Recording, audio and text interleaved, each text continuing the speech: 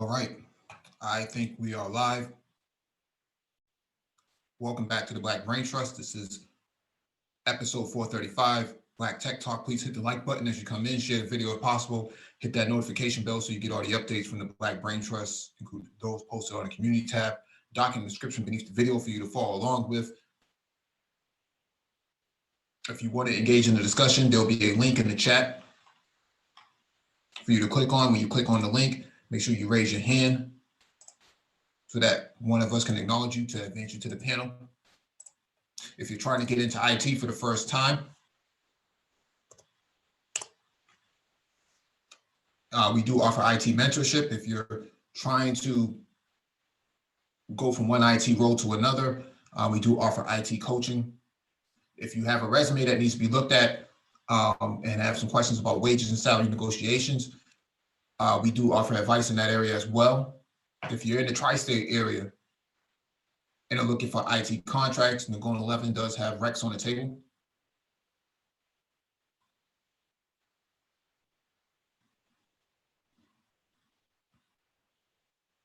I wanted to have this quick tech talk about top paid IT certifications for 2020.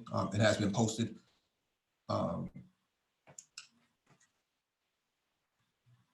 Also, real quick, I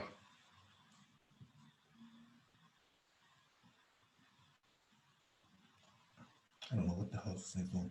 All right, real quick. Someone asked the question, what's the difference between IT coach and IT mentorship? So mentorship is meant to be a mentor is a resource, for those who have the need to for guidance in that area. Coaching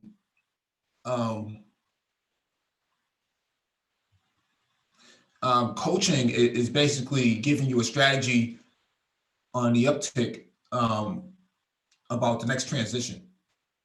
So I might go to Dewan Lightfoot about networking, but I'm not going to use him long term. I may need him for like some networking questions and things of that nature for that sort of role.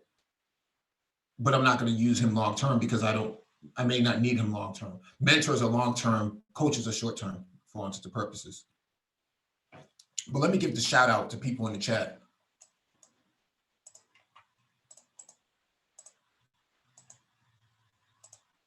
Sherrod Martin, peace. Complex is 9. Good morning, man. Mega Montana, peace. Sister George, good morning to you and to Curlin as well. Send my regards to him. He's a good brother. Terrence Forrest Jr., good afternoon to you, brother. What's going on, Mike? Hey, what's going on, man? Real Vinsanity, hello. Man of Tomorrow, peace, brother. What's going on? Art Mustal, do the man. Rainy Woman, good morning to you and happy MLK Day to you as well and to everyone else. Complex, you have anything you want to add? Yeah, I want to just share those sentiments. Good morning, good afternoon, everyone. Happy I have a dream day. I'm gonna hang out with my daughter today and do some stuff and put in on discussions like this and be productive. Yes, sir.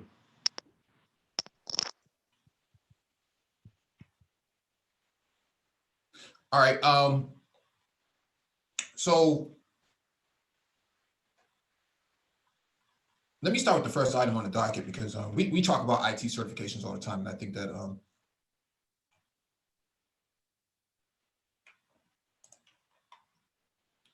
this is relevant. So let's go to share my screen. First item on the docket: how much education do you need to be a Linux sysadmin? There's much debate on the topic of education for system administrators, and now you can let us know your opinion. This is from Red Hat. So it says, what formal education level do you think should be required for a Linux system administrator? I wish Nagone was here because Nagone has a very good story about this young teenage I think he might have been a millennial at the time. Unix administrator. He was very good at Unix, and he's now a CTO of a company. But he was still in high school when he was mastering Unix, and now he's a Linux, chief technology officer of some startup. So the point that I'm making here is the question asks, what formal education level do you think should be required for a Linux system administrator? None, high school diploma, Linux certification, associate's degree, bachelor's degree, master's degree, on-the-job training. There's no right or wrong answer here, but it's such a nuanced question. And if I had to go with it, I would say more of a Linux certification than anything else, just based on the story that Nagone told a couple of times on here about a Linux admin coming out of high school, a teenager. He's a millennial at the time, I believe. So the point that I'm making here is that any one of these can be true. Let's look at the results. The results say out of 1,500 votes, 174 say none, 145 say high school diploma, 506 say Linux certification, 72 say associate's degree, 233 say bachelor's degree, only 35 say master's degree, and 349 say on-the-job training. So you see these sort of, perspectives coming from a lot of people that think about the level of education that goes into being a Linux system administrator or sysadmin. And like I said, it all depends. A lot of people are saying just get a certification, but we've been saying that many times on here about certifications. That's what's really valued in the industry. Associate's degree, many community colleges don't really focus too much on Linux administration. They focus on more network administration. So you spend a lot more time dealing with the physical and not the logical. Bachelor's degree, you don't want to spend $100,000 just to be a Linux admin. That doesn't make any a lot of sense. But there's a whole lot of people who believe in that bachelor's degree, because bachelor's degrees are about prestige, right? That BS. People getting their BS and BS. It's a receipt at the end of the day. Yeah, but you know what it is about undergrad is about the networking aspect, right? The social network. Right. Who you meet is going to determine when you go. I mean, it does afford you some inroads, right? It does do that, but it doesn't put you, like you said, the only really true difference is that you're just going into more debt versus, like, say, getting a cert, right? But like you said, there's that networking side to it. Mm-hmm. 35 say master's degree. This is obvious. I don't know any master's degree program that focuses on Linux administration. I haven't seen one yet. It might be a micro master's degree on EDX, but that's neither here nor there. On-the-job training is important. So a lot of desktop people, help desk people get trained as junior sysadmins underneath a principal or senior sysadmin. So on-the-job training, junior sysadmins, whenever a principal or senior sysadmin goes on vacation or goes on maternity leave or something like that, they still need somebody to be a sysadmin. That's where that junior admin comes from, and the junior admin gets on-the-job training. So if you're in help desk, if you're in desktop support, you need to take a few hours a week getting acclimated with sysadmin work. Usually if it's a big organization, you get to shadow sysadmins a couple of hours a week or something like that, or whatnot. And they also have knowledge transfer. So in most organizations, they don't allow for one person to hoard a whole lot of information. They have to transfer that knowledge into like a what we call an internal wiki, or to other staff members, right? So your help desk people, your desktop support people, that's very important. Or like an internal GitHub or something. Yeah, they use Microsoft OneNote. OneNote, yeah. Or what we call playbooks, right? A playbook is basically a set of procedures used for dealing with certain events and tasks. Right. Good morning to Cocaine Kells as well. The topic of education for system administrators has been debated for decades, and there's still no definitive answer. In IT, non-degree professionals don't suffer the same stigma that they do in other professions, possibly because there's no definitive educational track, professional licensing, or industry certification required for employment. This situation is what causes the controversy and divided opinions on the topic. On the pro-education front, the argument is that professionals of any type need to have at least an associate's degree to be competitive in the workplace.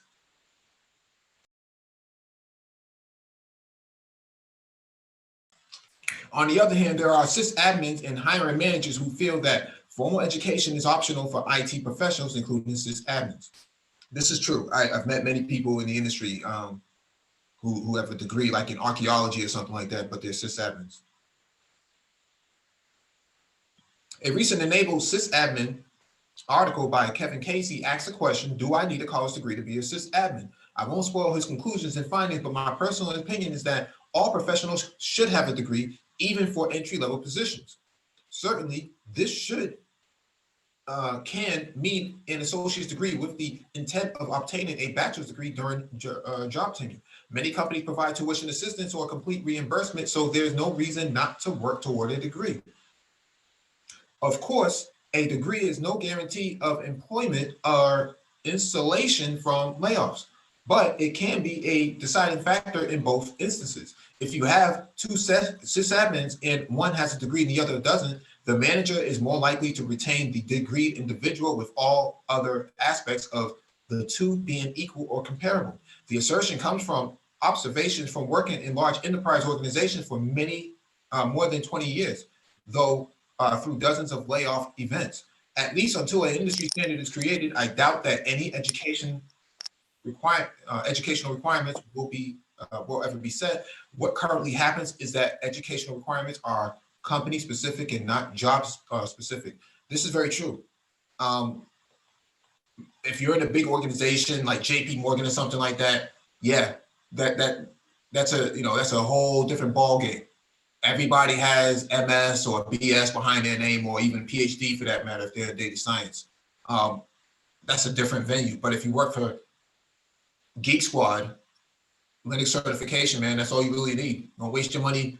Don't waste 30, 40, 50 grand going to a prestigious university to work at Geek Squad. Or even the Apple store for that matter. A lot of Apple, we covered an article last month about Apple used to fly people out to California to train them. You didn't need a bachelor's degree back then to work at the Genius Bar. The Genius Bar, yeah. You didn't need that. But we covered an article, not article, but some career pages from Tesla, SpaceX, Agility Robotics. They're not looking for a big degree. You're looking for a high school diploma or a GED. Or a trade school. You come out of a good trade school that's known in the region. I went to Bay State School of Technology, and I can tell you right now, best experience I've had thus far in education. Dude, I'm telling you right now, I might just do, for shits and giggles, right? We may just do this as an experiment. I might just mess around and apply for a couple jobs over at Tesla and SpaceX just to see what happens. Because I don't have a college degree. I mean, I got tons of mechanical experience, right? So with that, I'm very curious to see what would happen. I might do it. Yeah, it can't hurt. I mean, that's what I'm saying. I'm just gonna do it. Look, me and my boy, dude. Just like a quick anecdote, man. We used to do shit like do shit like this, like just apply for jobs and like throw a salary out there and just to see if we can get it. Like, it was this whole thing, like we're trying to really just see what our value is out here.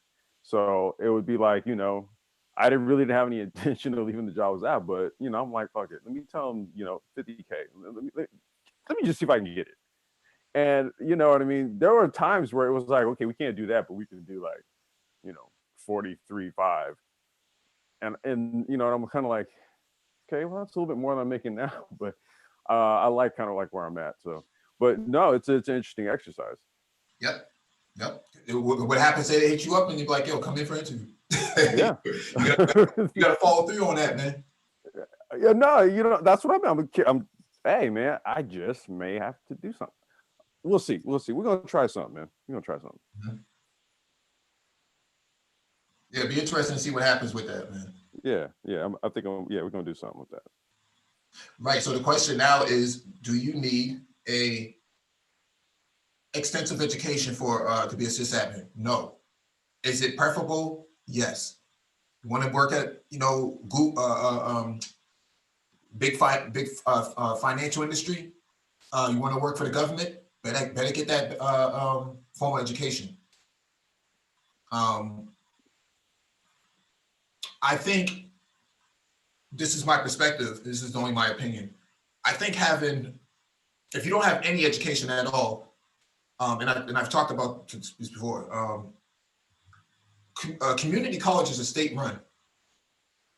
When they look at your household income, if it is below $35,000 a year or $36,000 a year, depending on how many people are in a household, any education that is less than $10,500 is basically free. You'll get a Pell Grant and you'll get some state funding, financial aid. You're not going to come out of your pocket. You may come out of your pocket for registration and books, but that's about it. So what I'm saying is, don't be afraid to take advantage of some of these opportunities that's on the table, especially if you're a Black male. You're a part of a minority group that is newly being tapped into. So you should actually, look into, scholarship programs. I know that Dr. Phoenix talks about the McNair program, Robert E. McNair. Look at some of these scholarships, United Negro College Fund and things like that.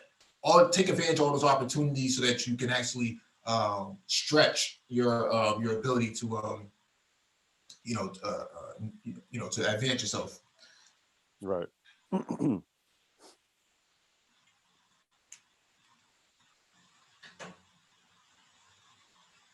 All right, let me get to the next article.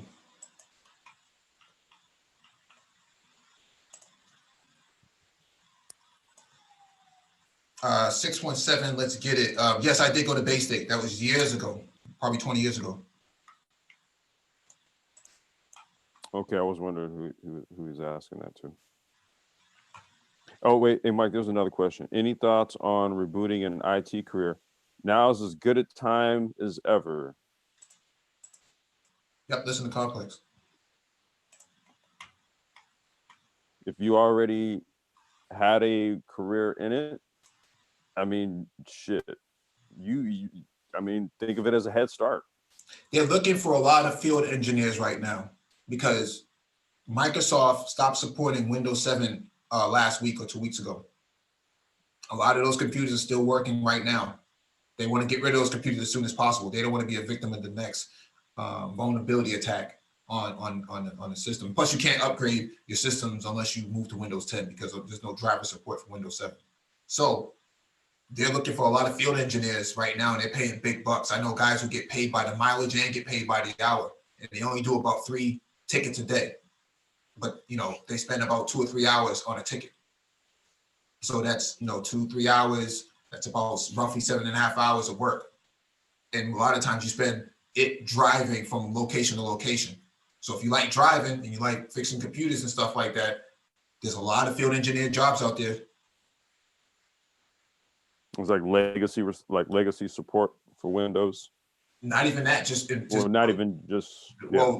Think about ATM machines. They still run a lot of Windows 7. Right. Still run Windows Server 2008 or something like that. They want to get off of those machines as soon as possible. Burger King, McDonald's, all of those restaurants and stuff like that.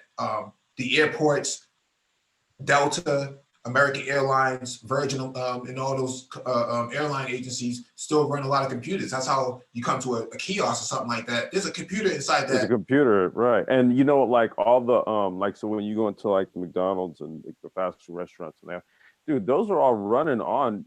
Typically, they're running on like some sort of Linux distro. No, they're running on Windows. Wait, whatchamacallits? Yeah, they're running on Windows. So there's a lot of Windows systems that only do one thing, and that's hit process Just process. to- Oh, okay. So you're talking about so okay, I get what you're saying. So when we're talking about upgrading the operating systems, you know, within say like something like a McDonald's, or for example, you would have to literally do it from the standpoint of like even your automated kiosk, right? They can't run on, you're right, they can't run on Windows 7. Well, they do run on special versions of Windows 7, like Windows 7 embedded and stuff like that. Mhm.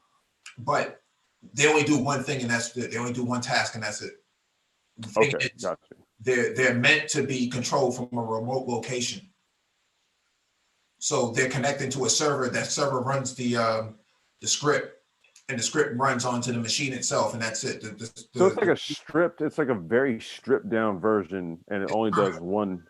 It's a terminal. Gotcha. Okay. Yep, it's a terminal. Those computers, if the application is weak or it has a lot of vulnerabilities in it, a lot of bugs, yeah, you may need to go out there and reboot that machine. Mm-hmm. You may need to go out there and swap that machine because the fan died on there and it overheated itself. It overheats, right? Because they collect a lot of dust. When I used to work for American Airlines, man, there were so many computers. They had hundreds of computers that were just old. I picked up one of the computers one day, man, on one of the servers from one of the server rooms. This thing was so old, it had mice living in it. Dude, I knew you were gonna go there. There's like rats in the shit. Yeah, well, not rats, but it was mice, like field mice, because they came off of the tarmac and they snuck their way into the building and then funneled their way into they burrowed their way into the computers because it was warm, right? So because it's warm, right? Yeah, and so I thought there was like a graphics card or something like that shaking around in there. So, but I got in there and I was like, oh shit, it's a mouse.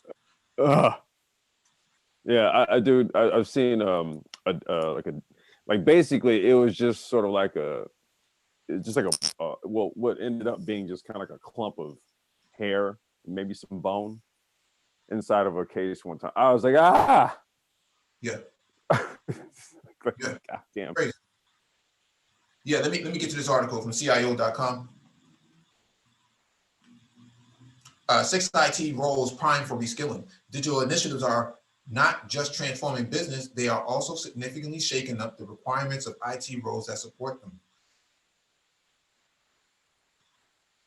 It should not be surprising, given the furious pace of change in the technology field, that some IT roles are undergoing something of a metamorphosis so that they can adapt to shifting requirements. CIOs need to consider these roles ripe for reskilling or upskilling in support of digital transformations.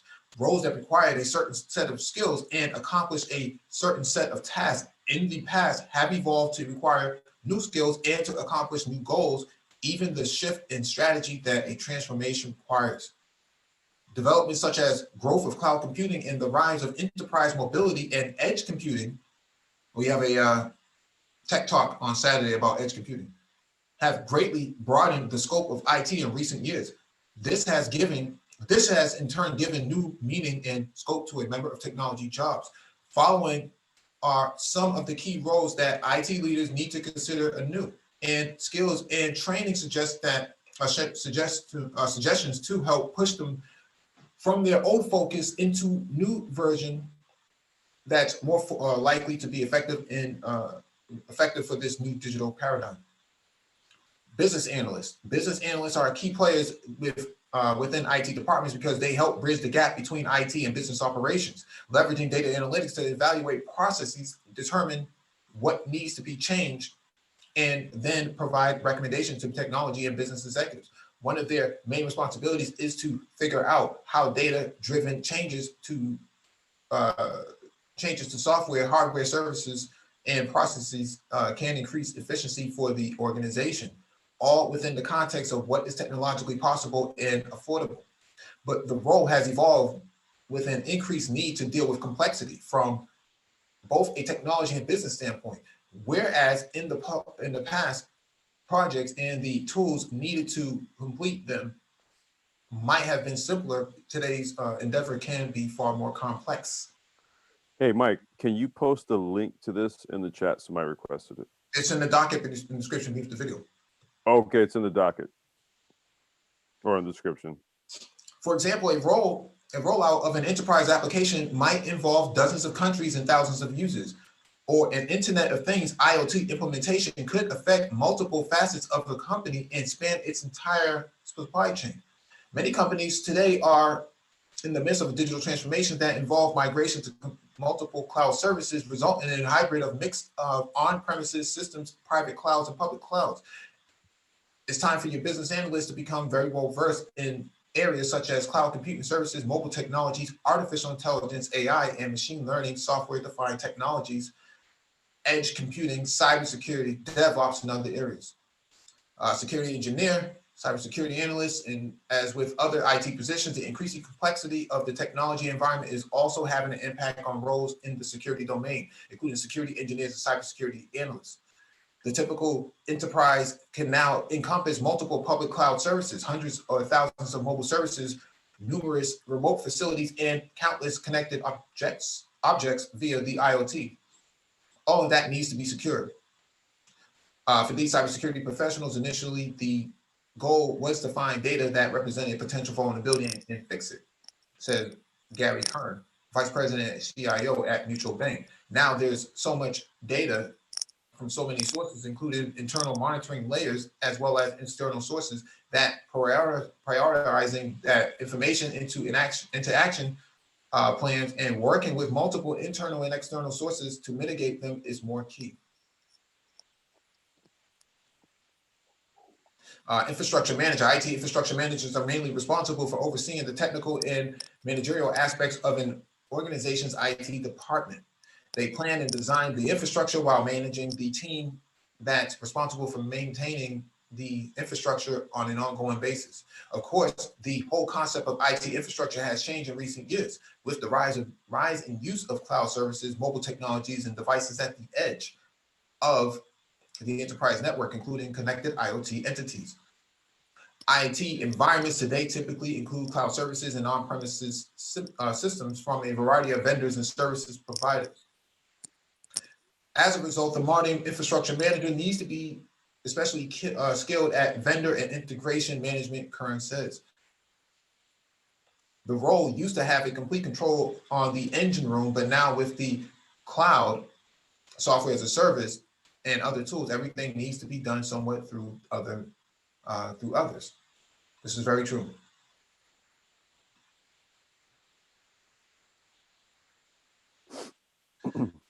System analysts or administrators is the IT professional who specializes in analyzing, designing, and deploying systems. The individual makes sure given technology tools are suitable in terms of their intended outcomes and works with end users, vendors, programmers, and others in order to achieve the outcomes.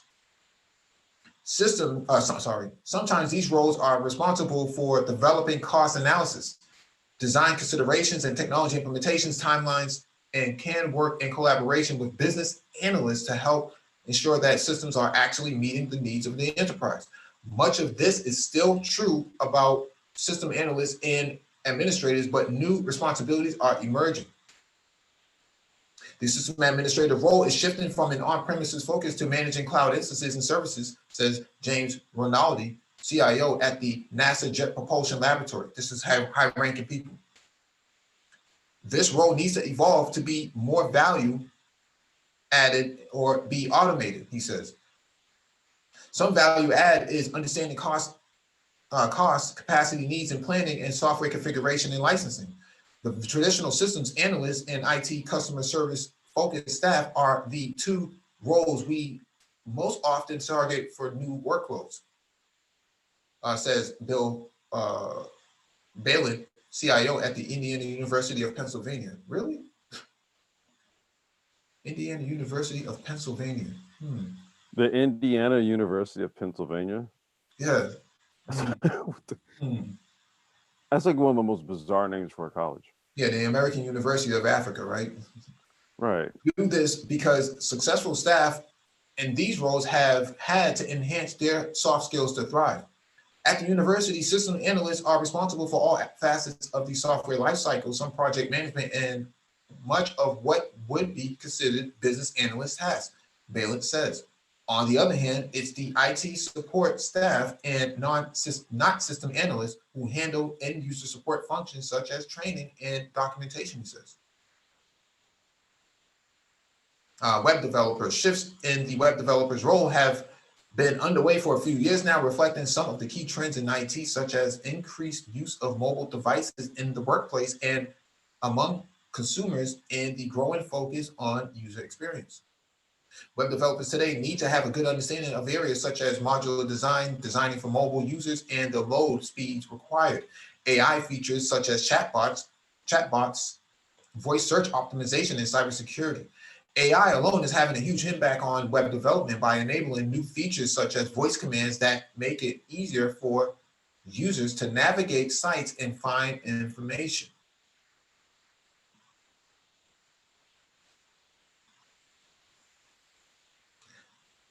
The ongoing rise of IoT will also likely have an impact on web development because companies might want to make some data from connect devices available to users via websites. And many developers will will need to expand their knowledge of programming languages to keep up with the latest trend.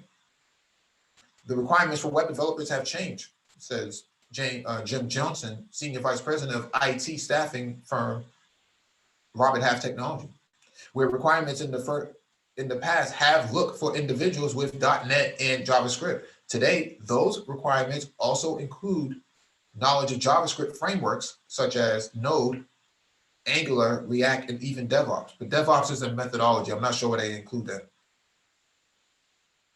Network administrator. The network administrator's role is changing because the concept of enterprise network is changing, with the cloud once again serving as a centerpiece for the transition.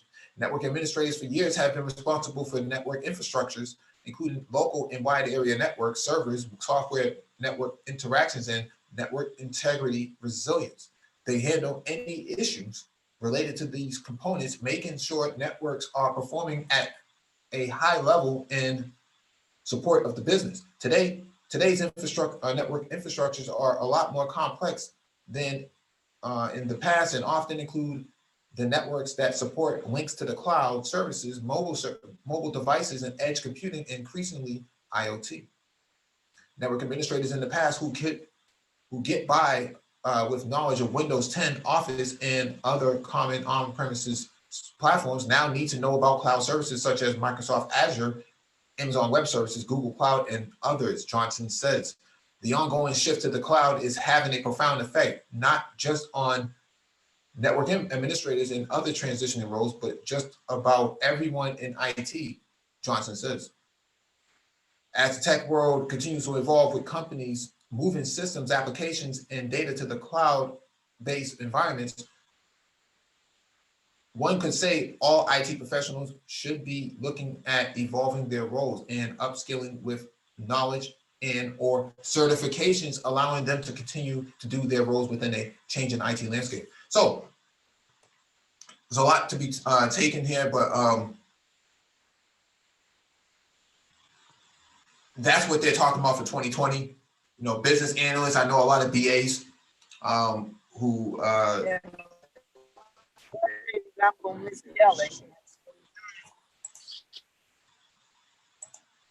I know a lot of business analysts, BAs who are stuck in limbo because they didn't upskill themselves, and so they get priced out of the market because younger, fresher talent with more knowledge comes in and usurps those people. So this is very true. Security engineer, cybersecurity analyst, this is very true. We got to pay attention to the cloud. We got to pay attention to IoT. We got to pay attention to virtualized machines and things of that nature, edge devices as well. So infrastructure manager, yep. Used to be the IT architect, now, at least from a data center perspective, that's changed. Got to upskill yourself on everything that we mentioned before. System administrators, we talked about this before in the last article, but yeah, you got to upskill yourself. If you check the community tab, I did post, link to Linux Foundation that has which expires tonight at 12 o'clock a.m. You should actually jump on those 80% off coupon that was posted. Web developer, that's normal. Web developers are now, front end full stack engineers at this point. You're not just producing GeoCity websites and things like that. You're actually focusing on the mobile more than anything else. Apple has pushed over 1 billion iPhones and iPads since their inception. So you have to take that into consideration that that's the dominant mobile device out there. So you have to design around Safari. Mm-hmm. Network administrator, that goes without saying. Traditional legacy networks in the next 10 years will be non-existent. So you got to upskill yourself because everything that's coming from the cloud is coming. It's not holding back. So that's the extent of it. Let me go to the chat, see if anybody has any questions. Yeah, there's a lot of questions in there. And it's stuff that, well, I mean, we've covered it, but I think, Mike, what we need to do, similar to the trade infographic that we created last year, I think what we need to do is create kind of like an IT roadmap, right? That kind of starts with, say, like, it maps out where to start and then what areas you go based on, either level of certs or experience that you've acquired, right? And then it kind of charts out how you kind of navigate to here and there. Because the way the questions kind of come in, I think a visual graphic. I think that's what we need. We need to create that and kind of have it as just something that someone can visually look at and reference. And then I think from there, they could probably then kind of throw us like detailed specific informations, and then we can kind of give them more, maybe, more targeted, a more targeted response. What do you think? CompTIA has a roadmap, and we've gone over it a number of times. Okay. So there's one out there already. Yeah, there's one out there already. And so what's happening here is I think people may not know where to find it, but I'll bring it up again. But let me ask one in particular that I just wanted to. Yeah, I think we addressed David Smith on rebooting an IT career. Yeah, IT consultants, IT field engineers. That's a very hot market right now. You could ask Nagona about that.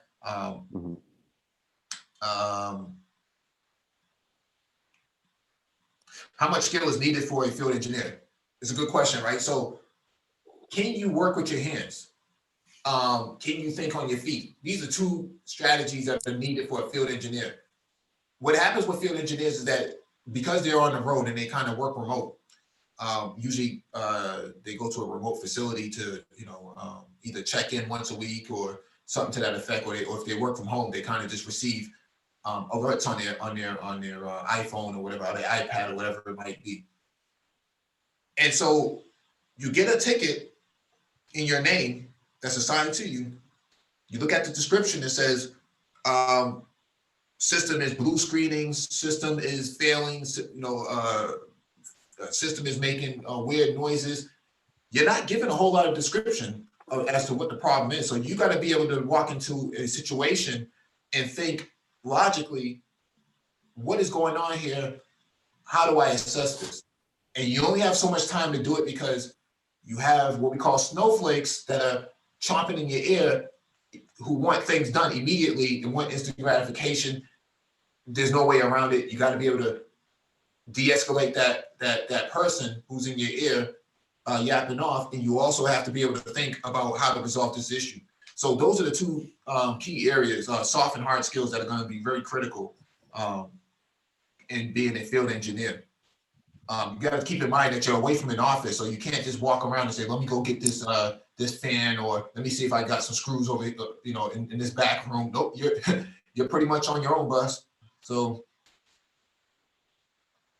David Smith asks, isn't that just a variant of desktop support? It can be, but field engineer covers a variety of things now because of IoT and other things. I know guys who work on billboards, digital billboards and stuff like that. The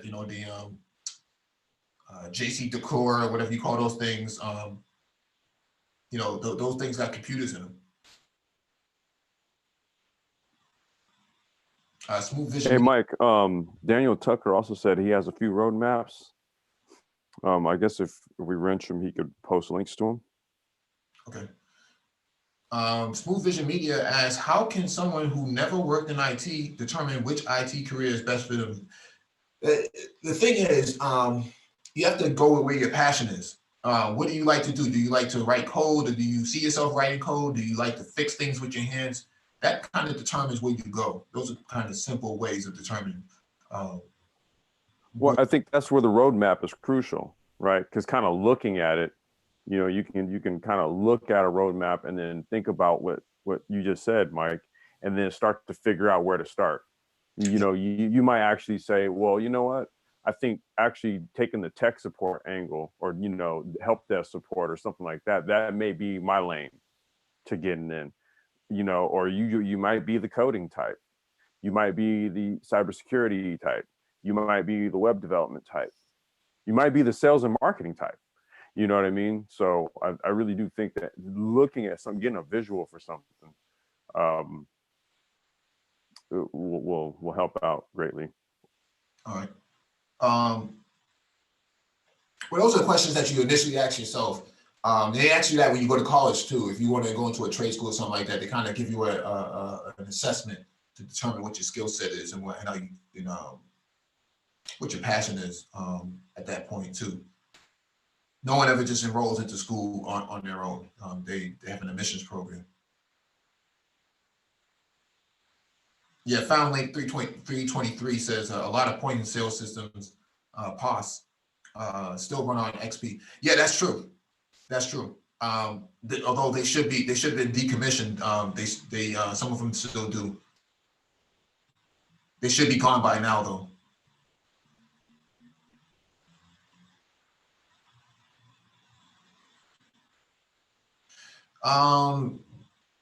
Golden Junk 193 asks, hey guys, does Linux pays well for entry level?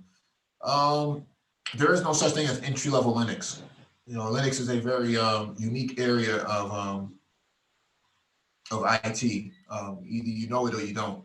There is no guessing with that. No, for entry level. Q Savage asks, I am in the food service. I would like to get into IT. What is the very first certification I should go for? A plus.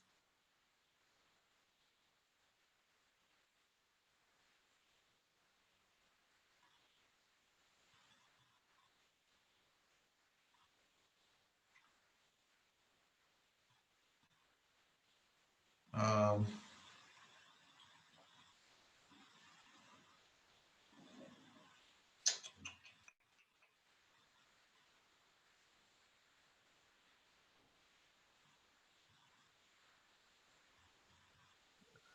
Kels, did you have anything you wanted to touch on? Hi. What's up? Can you hear me? Yeah, we can hear you. No, I do not. Okay. I'm actually driving, so I'm just listening. Okay, it's better when I listen on.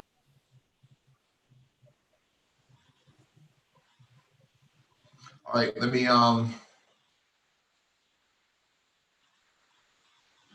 617 legit. Oh, sorry. Let's get it. Ask a question. What's your thoughts on cybersecurity? I'm thinking about getting into it. Cybersecurity is a very unique domain. A lot of schools and whatnot say, oh, you know, you should just enroll in a cybersecurity next to it. The thing is, people who have cybersecurity backgrounds also have a pretty strong technical background. So it's not like you can just walk in as a barista for Starbucks and then you'll be out there. You'll be the next Edward Snowden. That's just not how it works. It's a very unique area, so you have to be really passionate about networking and things like that to really understand cybersecurity to be very efficient in it. I've seen people come and go, so.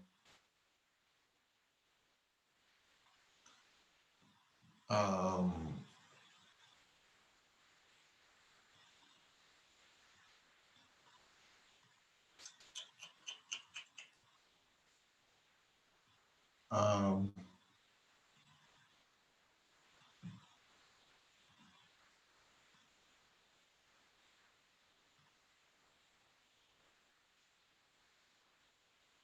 Daniel Tucker says they most likely meant DevOps tooling. Yeah, even if they meant DevOps tooling, that has nothing to do with programming, right? So DevOps tooling is not a language. It's a function, but it's not a language.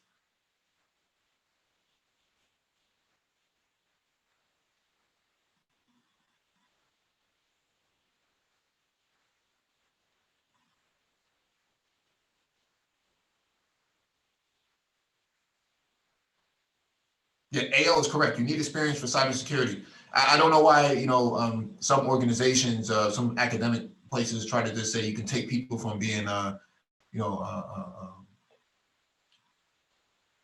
baggers at Piggly Wiggly, and then they'll become cybersecurity. That's just not how it works. But to answer C Shield's question, says which package would be best for a beginner? Cloud engineer, cloud developer, or the turbo pack? I would say cloud engineer, but CompTIA does have the Cloud Plus certification. So I would say look at Cloud Plus certification first before you jump head into the Linux Foundation stuff, because Linux Foundation is actually for somebody who's already experienced and they're just trying to transition from one IT role to the next.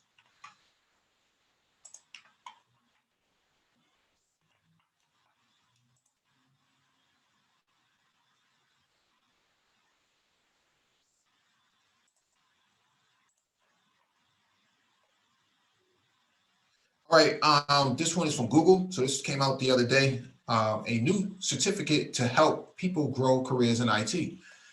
All right, let me expand this up. When Grow with Google launched the IT Support Professional Certificate, we aim to equip learners around the world with the fundamentals to kickstart careers in information technology. Now on the program's 2-year anniversary, we're expanding our IT training offering with the new Google IT Automation with Python Professional Certificate. Python is now the most in-demand programming language, and more than 530,000 US jobs, including 75,000 entry-level jobs, require Python proficiency. With this new certificate, you can learn Python, Git, and IT automation within 6 months. The program includes a final project where learners will use their new skills to solve a problem they might encounter on the job, like building a web service using automation. With over 100,000 people now enrolled in our original certificate program, we've seen how it can aid inspiring IT professionals. While working as a van driver in Washington, D.C., Yves Cooper took the course through Merit America, a Google.org funded organization that helps working adults find new skills. Within 5 days of completing the program, he was offered a role as an IT help desk technician, a change that set him on a career path he's excited about. All over the world, people like Yves are using this program to change their lives. In fact, 84% of the people who take the program report a career impact, like getting a raise, finding a new job, or starting a business within 6 months. Among many people who've enrolled in the IT certificate, 60% identify as female, Black, Latino, or veteran, backgrounds that have historically been underrepresented in the tech industry. To ensure learners from underserved backgrounds have access to both IT professional certificates, Google.org will fund 2,500 need-based scholarships through nonprofits like Goodwill, Merit America, Per Scholars, and Upwardly Global. Along with top employers like Walmart, Hulu, and Sprint, Google considers program completers within hiring for IT roles. Self-paced and continuous education is one way we're helping expand opportunity for all Americans.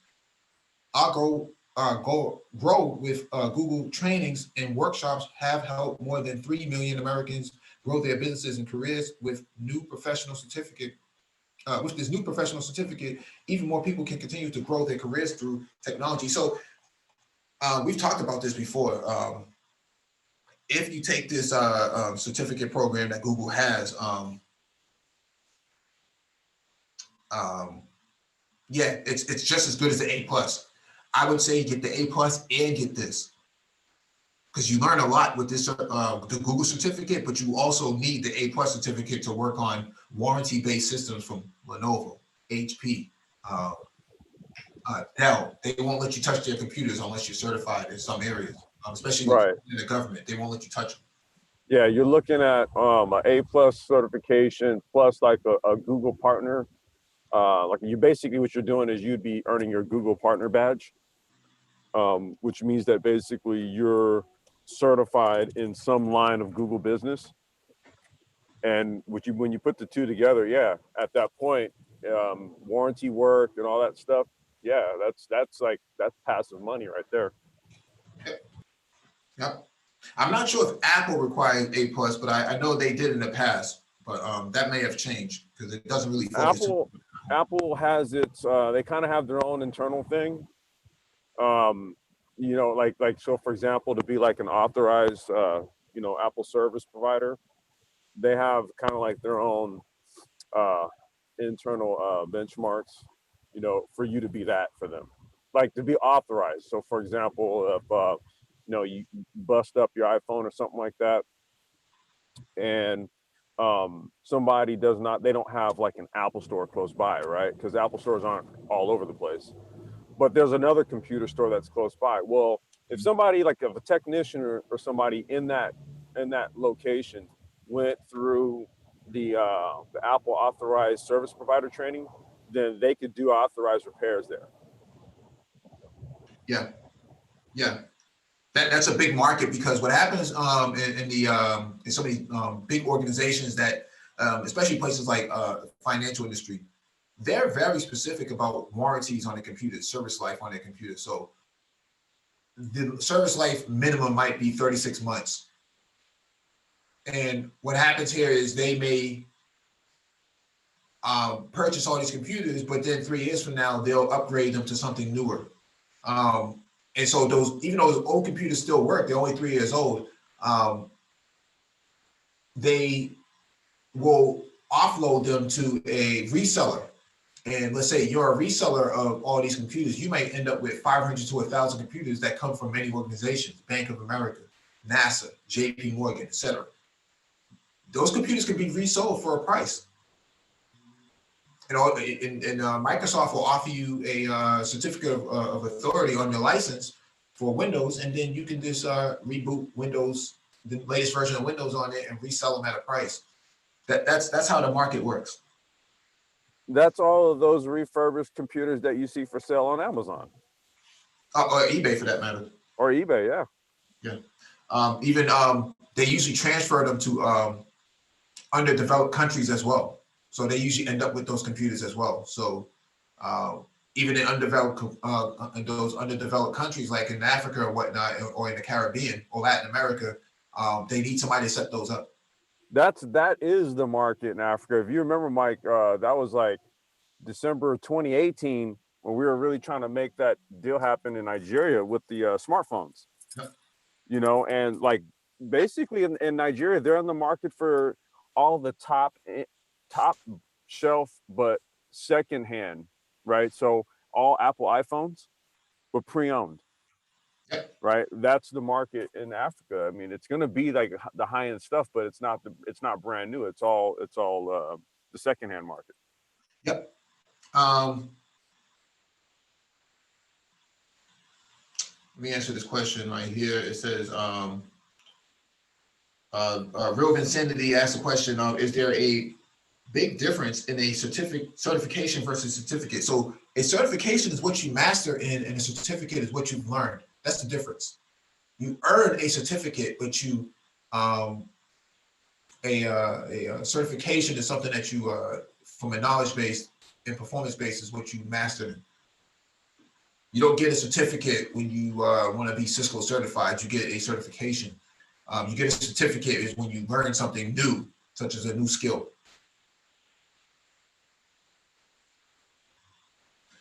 All right. Let me move on to these next article. But to this point about this this press release from Google, they're talking about Python. So they have a Python professional certificate. This is new. Typically, Python coders don't have certificates. or certifications for that matter.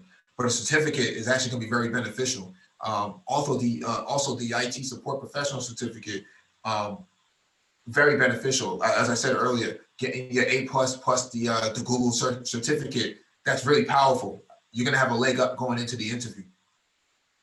But if you want to get into coding and whatnot, this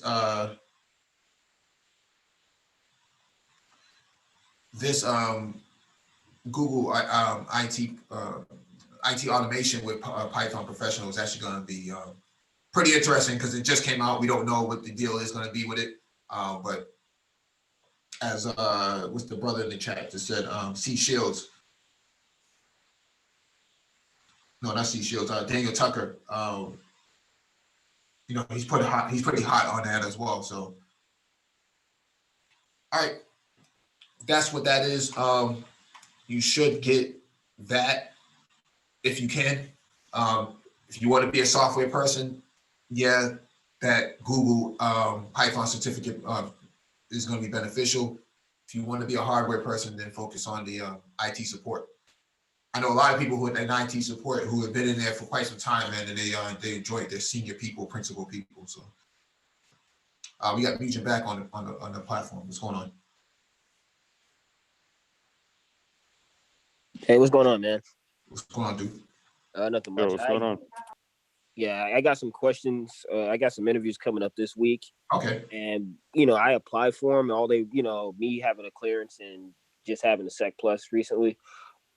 It's interesting because they don't require like 3 years. It's like 0 to 3 years experience. One of them saying I'll be doing 6 months of training.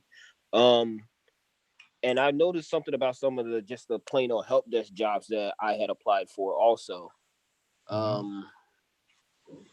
And what they will try and do. It's like, is it me or it's a help desk, it's entry level, but I'm still reading that the requirements is 3 years experience plus 2 or 3 more certifications like MCSC, or MSCE or whatever, and CCNA.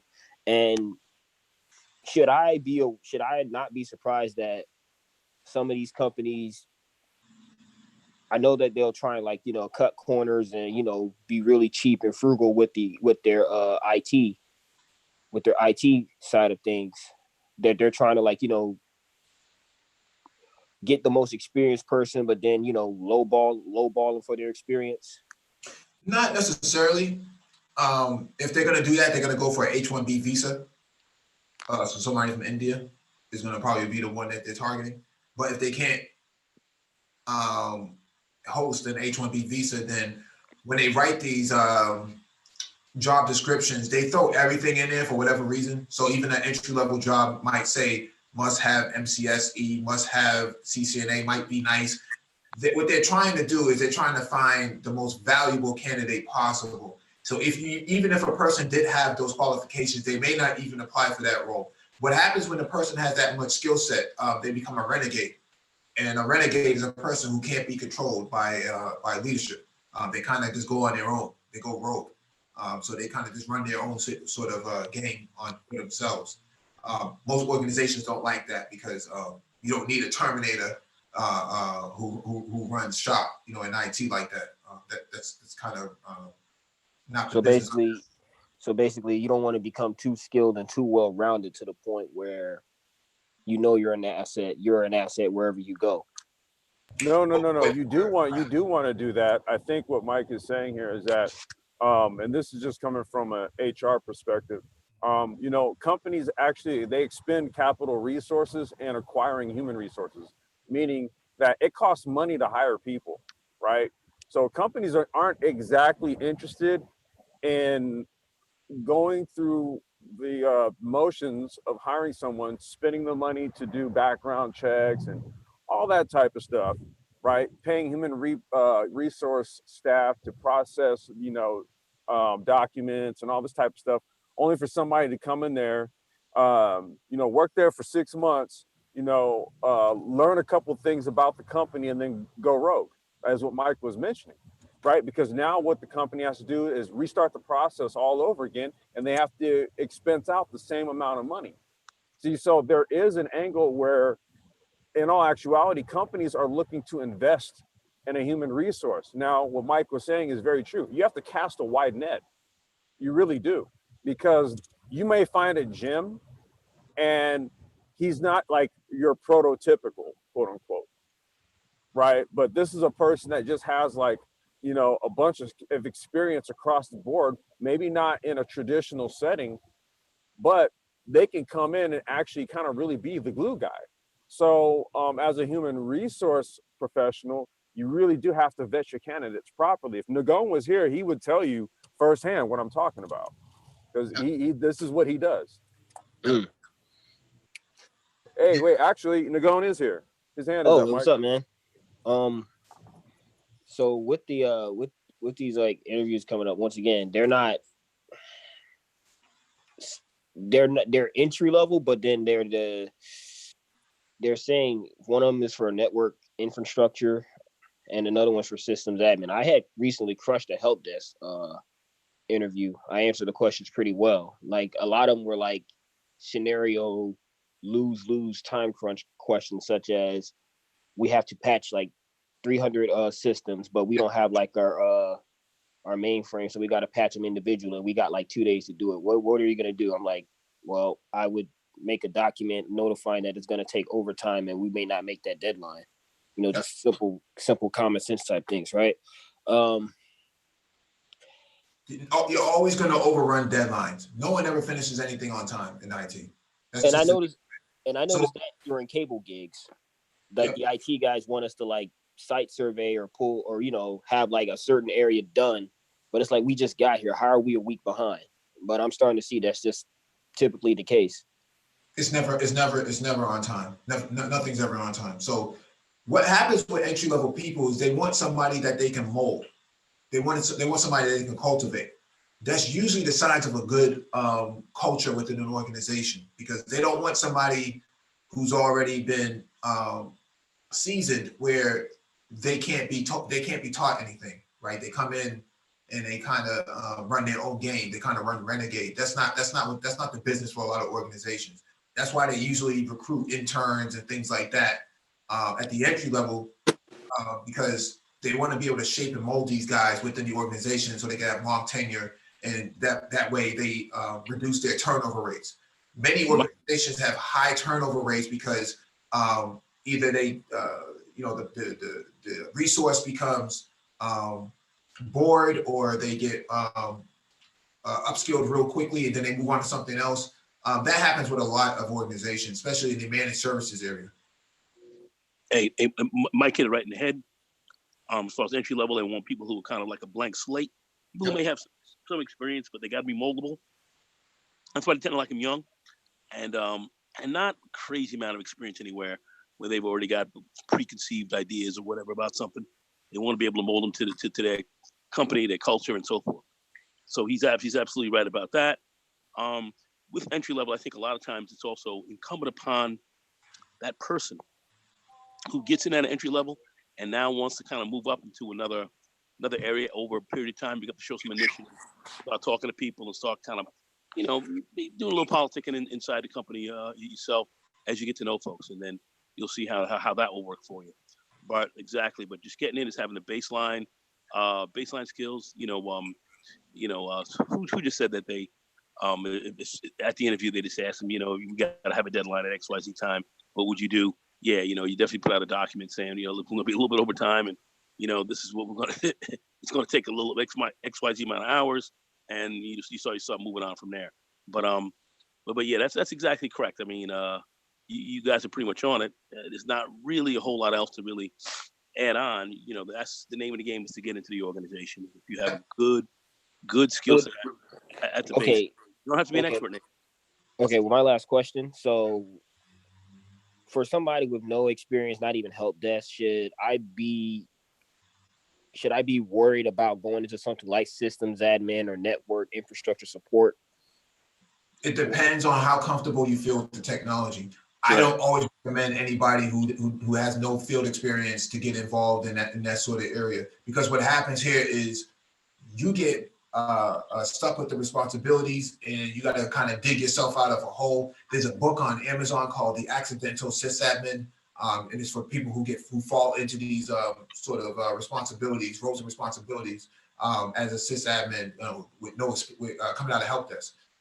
My thing is you need to start off in the help desk area because that's the trajectory that is played out, right? So most 9 out of 10 people that I've run into in IT have always started off in help desk because you got to get an understanding of the environment. You got to get an understanding of business operations, business continuity, as well as the technology that you're going to be supporting. Exactly right. If I take a guy and I gave him an M16 rifle, but I never gave him any firearm training, man, he may end up shooting himself with it. So we don't want to be responsible, sending guys into a data center or something like that. He has no idea what he's doing unless he's proven that he can actually do it. Now, the story I was referring to earlier was the one that Nagone has told a couple of times on here about this millennial teenager who was a Unix admin, who's now a CTO of a startup now. Yeah. In fact, he started out, he had 2 Unix boxes, I think 2 or 3 Unix boxes. His parents bought him. That's not a little bit of dough, but they bought him some Unix boxes in his house, and he was doing all kind of things, loading, load balancing. I mean, he was just getting live in there. So he had a lot of different stuff that he could really play with. So he was pretty butterly, and he was just playing around at his house. And we were looking for a good Unix admin. There was some issues with the systems, that we had there. And he came in for an interview. So we said, this is a young kid. Let's see what he's got to do. And then, it seemed like he interviewed pretty well. He was young. But then we said, okay, let's tech him. Let's tech test him. We got this problem. Let's see if we can handle it. Had some other guys who had come in, other Unix people who had come in, and they couldn't handle it, man. They couldn't handle the problem. And these were older cats. And he came in there and just immediately fixed this thing like bing, bang, boom, boom. In 10 minutes, he was done. And we were like, okay, this is a great front end, back end guy. This guy's got it all. He's got it all down.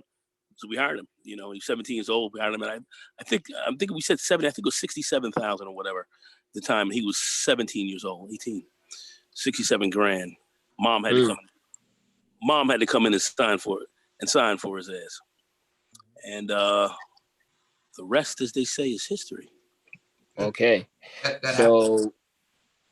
So with me, no experience, just recently acquired like the Sec Plus cert and making me just, DOD 8570 qualified, I should try to avoid anything other than help desk. Well, right now, to be very frank with you, just as a recruiter and me looking at, if I was looking at your resume, I wouldn't see you qualified as much else. Help desk is a great place to start. Mike hit it right in the head. He was dead bang, dead on it. Not a better answer than how Mike explained it to you. That's exactly why you want to come into that, because that's a great place to kind of branch off from. I believe Complex, if he's in here, he can tell you the same thing. That's kind of where it all kind of starts at the entry level, and you can get into everything else from there, depending on what your skill set is, and kind of where you want to go, either the DBA side, development side, or however, just to get in. But you shouldn't be there no more than 3 years. If you're actually, you shouldn't take 3 years to do. You're not going to be there for more than 3 years. You're not going to be there for more than 3 years. Because, technology changes too much, and you're going to be your skill set is going to be required somewhere else. Cycle every 18 months, something's always coming in, new releases, new big changes every 18 months. It's even faster than that now. But yeah. That's kind of how you have to look at that. So think about help desk as working at Burger King as your first job. That right. Everybody has been through fast food or some form of supermarket, grocery chain, or some kind of retail for their first job. It is what it is. You get in, you get out, man. You do your time, man. I think, I don't know if you have any kids. Mugen, do you have any children? Yeah, I have one. He's okay. Yeah. Yeah. How old is he? He's 5. Oh, he's 5. Okay. Yeah, he's autistic, and he's autistic. Yeah, but you wanna kind of stay away from contracts. Then, if you were childless, contracts would be the deal for you, man. Because with contracts, man, you can bounce around 2 or 3 jobs within a year, or you can even do 2 jobs in 1 year. At the same time, I know some guys who have worked IT support on the weekend. Friday, Saturday, Sunday, and then they've done desktop support or help desk, Monday through Friday. that, you know, because they were able to, they didn't have any children. They had a lot of energy. They had a lot of free time. They did that for about a year, stacked up, and then they became, senior support people the next year, right? At another organization. So you got to play the game that way. But because of your situation, I don't want to recommend contract work to you, because with contract work, things can be up and down. You know, you may be working 3 to 6 months, and I've seen people get let go because, not because they did anything wrong, but because the money stopped coming in for the organization. Man, look, I'll be the first one to raise my hand to that. That's why I'm working a regular ass, help desk position now, right? Because I was, Mike will even tell you, I was doing contract work for a startup, and it was good, but it's just like what Mike said, shit goes up and down. It's not really necessarily guaranteed. You may have a shit ton of work, next thing you know, you have none. And yeah, there's a lot of volatility in contract work oftentimes. So if you don't really have any like responsibilities really, other than just yourself, so you can manage a whole lot of that type of stuff. You can manage that. Mm-hmm. But if you need like more of a stable environment, yeah, I wouldn't suggest contract work either. Yeah, I started off in contracting, man, and I made so much money back then, but I spent a lot of that money paying for school too. So, it is what it is, man. You know, contracting usually pays anywhere between 15 to 20% more for a role. But that stuff gets short lived. You might do a contract for a year, you might do it for 9 months, you might do it for 6 months. You never know. You may wake up one day and they say, "I'm sorry, brother, but you don't show up on Monday because contract is over." But Mike, you also have to tell them you do contracts. It's also you pay more, but then again, they're not paying. You're not getting benefits like they pay for you at the job. Your health care and so forth, stuff like that. So. Oh, in Massachusetts, it's a little bit different. Right. They have to offer you some form of health care within 30 days. So you may pay the bare minimum, like you may get telehealth or something like that, and that's fine. But if you're young and you're healthy, it's not gonna matter, fam. Yeah, that's true. Not gonna matter. So you're not gonna get any vacation time as a contractor. I know in Massachusetts they're working on a bill right now that's on the table where they're supposed to give you like 24 hours of leave or personal time or something like that. So you may be able to take off 8 hours a season, right? So 8 hours a quarter, and still get paid for it. So what happens in contracting, if you don't work, you don't get paid. That's why it's so risky. And guys who have offspring, they got responsibilities. You can't afford to play that game. All right. And those are people who then have families. Yep. All right. Well, that's thanks for the advice, guys. I'm gonna get up out of here. I got some preparations to do. All right. Absolutely, brother. Have a good one. Yeah, thanks for following through, man. All right. All We're right. going. Go ahead. What's up? Can you hear me? Yeah, I can hear you. I said to go on. Oh, what's going on, baby?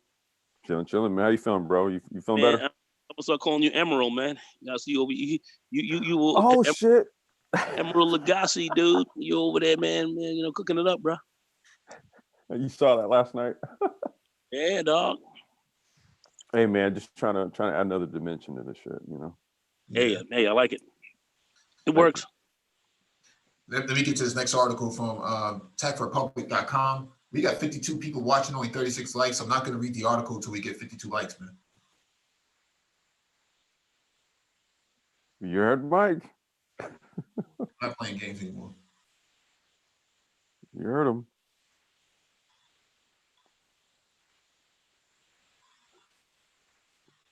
Where are we at? Yeah, if y'all had to go to one of these tech events, man, you'd be paying $1,500 just to get in.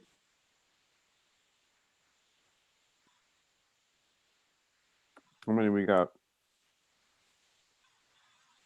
Let me see. People are leaving now because we told them to hit the like button. Unbelievable, man.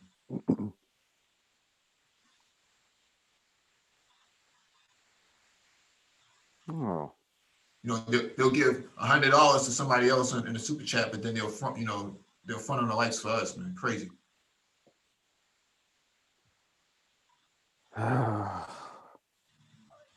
Why must it be a struggle?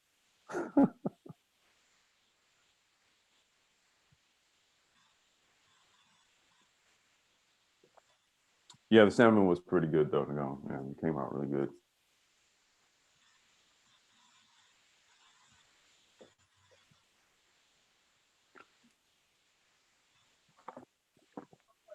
Yeah, I saw you getting busy, bro. I saw you getting busy.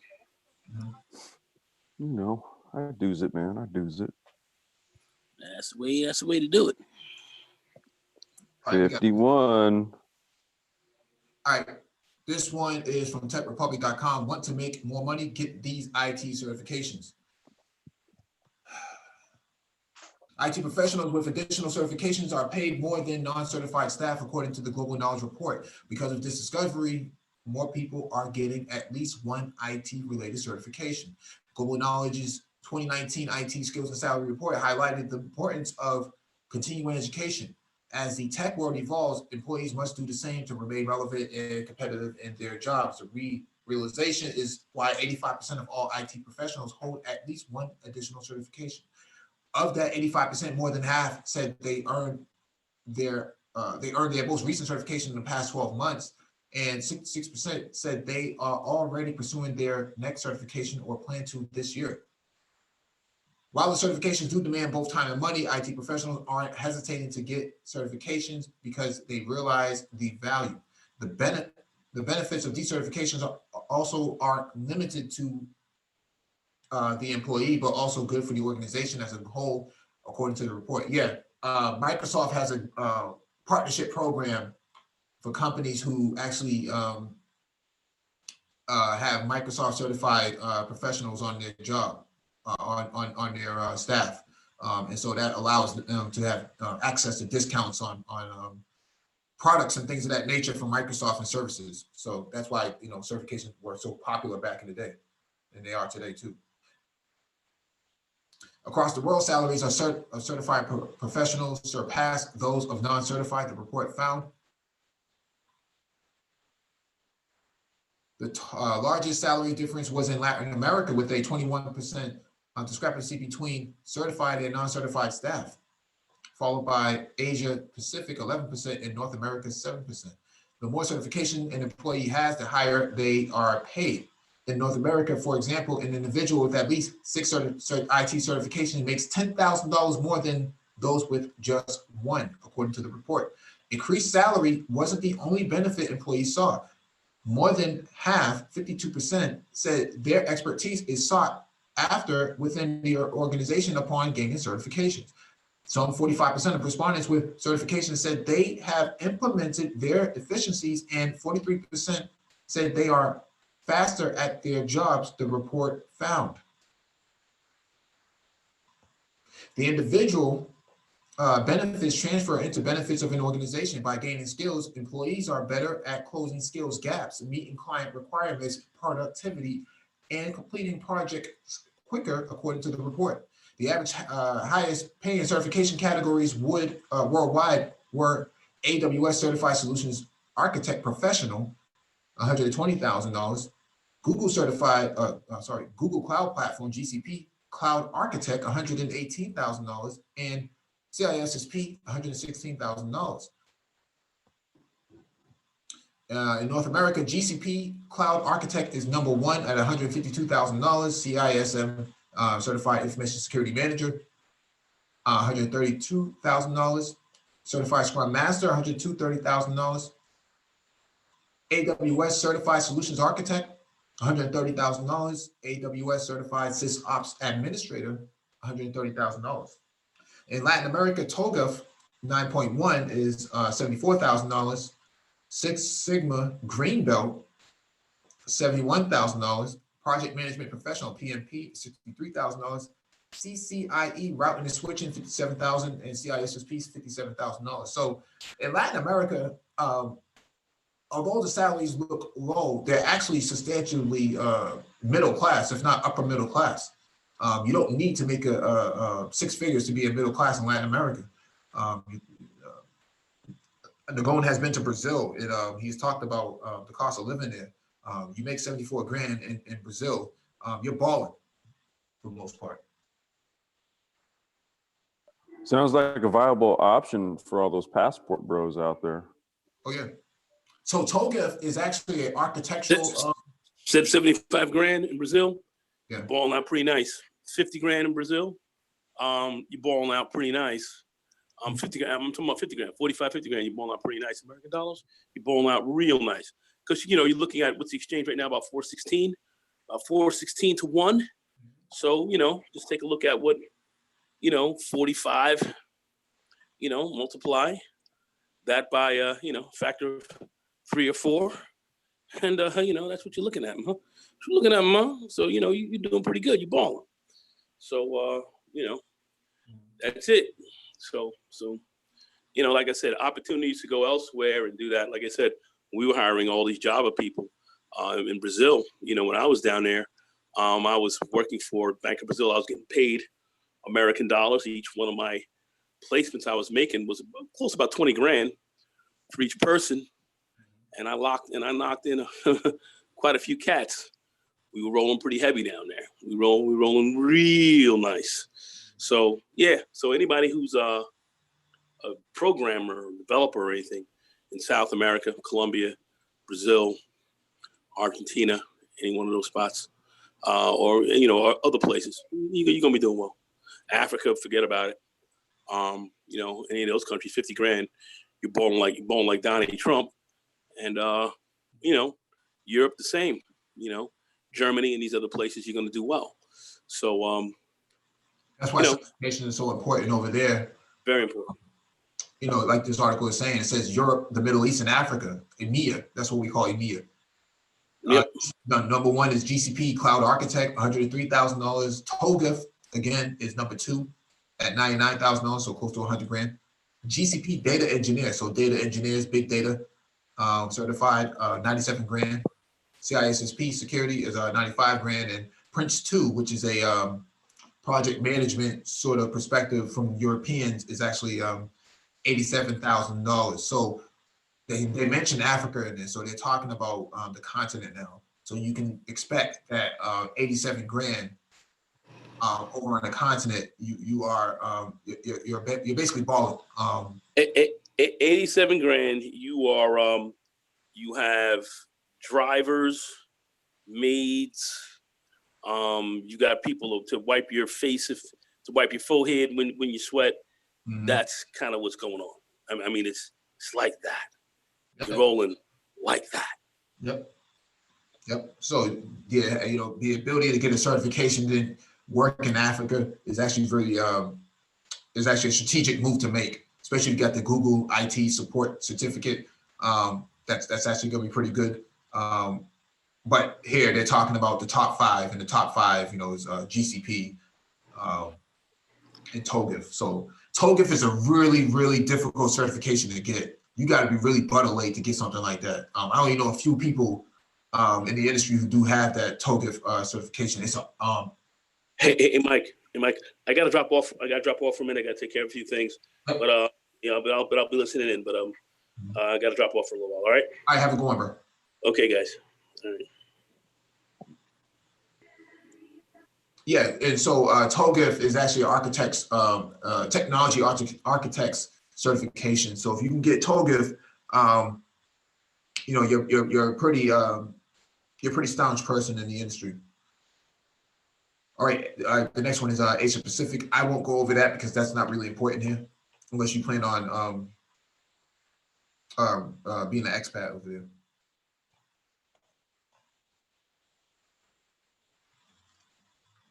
All right, let me jump to the last certification. Article.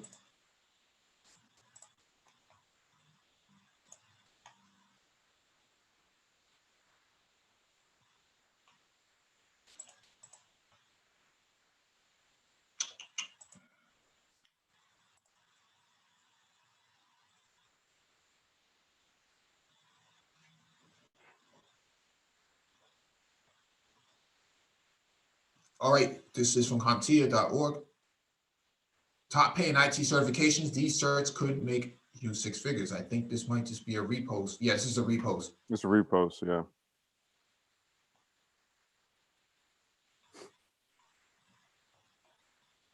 Actually, it's not a repost. So it's a collection. They've kind of re-summarized what has been said.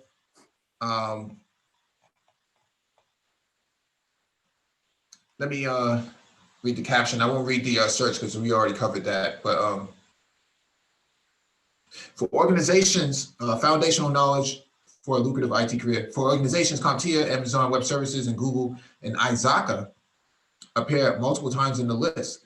AWS and Google certifications are vendor specific and cover skills related to using those products. Certified Information Security Manager, CISSM, and Certified in Risk and Information System Control, CRISC, and from Izaka dive deep into security and risk management, validating the skills of experts with years of experience. But CompTIA Network Plus and CompTIA Security Plus are both vendor neutral, meaning the skills covered can be applied to any products and systems, and they can be taken early in your IT career. When paired together, the certifications lay the foundation for a successful IT career by covering the skills you need to build, maintain, and troubleshoot and secure computer networks. In fact, combined with CompTIA A+, they make up the CompTIA Secure Infrastructure Specialist stackable certification. So this is new. This is not something I was aware of, but this is new. I'm going to go into that after. IT pros who get CompTIA A+ and Network Plus and Security Plus move up the ranks in computer networking, cybersecurity, cloud computing, and more. The skills, experience, and certifications they gain early in their careers set them up for success and six-figure salaries, according to Global Knowledge. CompTIA Network Plus helps you develop a solid foundation of computer networking and IT infrastructure skills. It covers the following tasks related to jobs like network support specialist, junior network administrator, systems engineer, and network analyst. CompTIA Network Plus is recommended for IT pros who have CompTIA A+, this is grammatically wrong here, or the equivalent experience plus 9 to 12 months of computer networking experience. Everything in IT is built off of networking concepts. So starting with the basics and earning CompTIA Network Plus proves you have the knowledge and understanding of networks that will help you succeed in areas like cloud computing, cybersecurity, and more. All right, CompTIA Security Plus. Mujib Black actually just passed his certification, so congratulations to him. He was just on the panel, so he just passed it. CompTIA Security Plus covers basic baseline cybersecurity skills, including the following, and prepares you for a cybersecurity career. Install, configure, and deploy network components, identity and access services, management controls, and wireless security settings. Assess and troubleshoot issues to support organizational security. Implement secure network architecture concepts, system design, and public key infrastructure, so PKI. Detect various types of compromise. Understand the penetration testing and vulnerability scanning concepts. Implement and summarize risk management best practices and the business impact. Cybersecurity jobs often require several years of experience in roles such as technical support and systems or network administration. We talked about that earlier. People in the chat were asking, what kind of experience do you need for cybersecurity? Well, it's telling you right here. You need at least several years of experience of being in the tech industry. Some people will argue that you can go from help desk to security. I don't know many places that do that. I've been in the security industry for quite some time. I don't know many places that do that, but anything is possible. Getting CompTIA Security Plus while working in these roles will not only reinforce and validate the experience you are gaining in your job, but also prove to employers that you have a foundational knowledge and needed to move up the cybersecurity ladder. CompTIA certifications lead to a lucrative IT career. It's clear from Global Knowledge rankings that CompTIA certifications can lead to IT success with skills and CompTIA certifications and experience. You can grow in your IT career. You can become a computer network architect, cybersecurity engineer, cloud architect, or whatever high-paying, in-demand IT job that your heart desires. Your heart has to desire it. It's an understatement. So top-paying IT certifications in the United States. Google is obviously at the top. We covered that before, but at the At the entry level, you have Network Plus, Security Plus, and CEH, which is a Certified Ethical Hacker. None of these jobs here are below 100,000. They're all above that. Not saying if you go out and get a certification that you're gonna be walking, you're gonna be Scrooge McDuck, swimming in through coins and money. But gives you a leg up.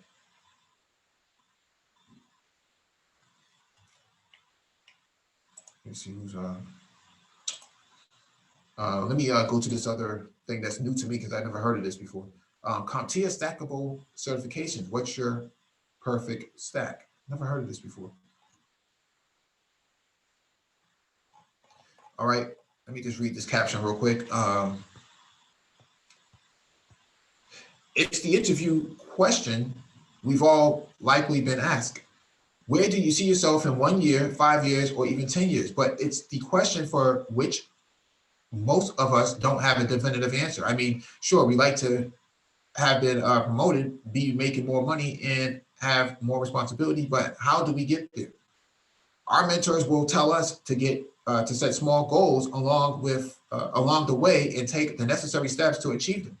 But even then, how do we know we're on the right path? CompTIA stackable certifications are here to help. CompTIA stackable certifications create a sequence of credentials over time to build up your qualifications. The program not only offers guidance and skills acquisition, but also acknowledgement that not all career journeys follow the same path. Our career pathways are divided into 3 categories. Specialists, early career IT pros with 0 to 2 years of experience. Professional, mid-level IT pros with 2 to 5 years of experience. Expert, established IT pros with more than 5 years of experience. The certification you first earn and the one you choose to pursue depends on the experience you bring to the table and your career goals. Now we have a question for you. What's your perfect stack? If you have an interest in infrastructure, when taken together as the CompTIA infrastructure career pathway, CompTIA A+, Network Plus, Security Plus, CompTIA Server Plus, CompTIA Linux Plus, and CompTIA Cloud Plus validate the skill sets needed across the IT operations, deepening your mastery of skills and broadening the number of IT infrastructure roles in which you can contribute. What route will you take? So this is interesting. I've never seen this before. CompTIA IT Operations Specialist, so CIOS, CompTIA A+, and Network Plus. We talked about this earlier, but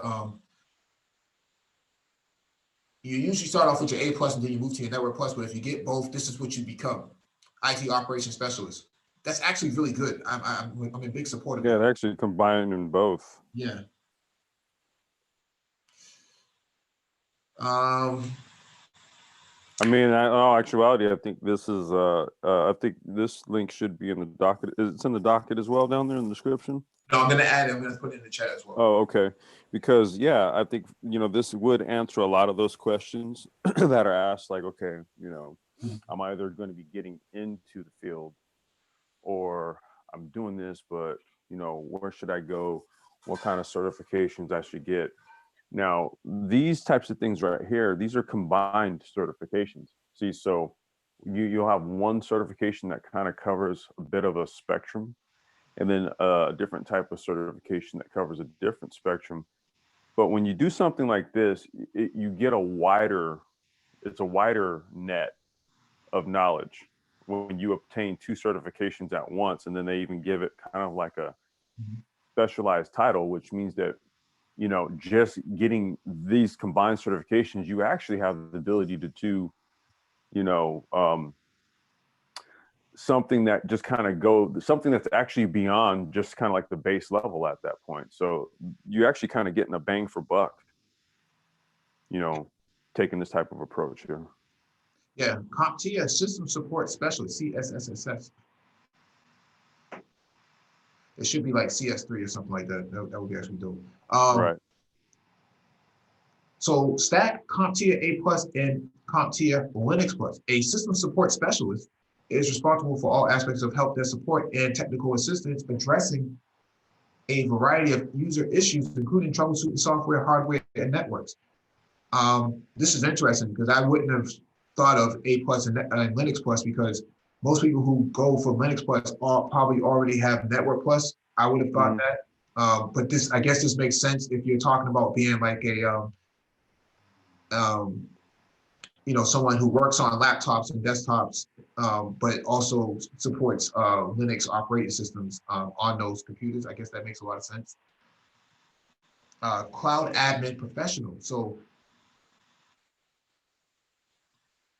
CompTIA Cloud Admin Professional, a cloud admin professional will help an organization maximize the business opportunities that the cloud creates. So CompTIA Network Plus and Cloud Plus.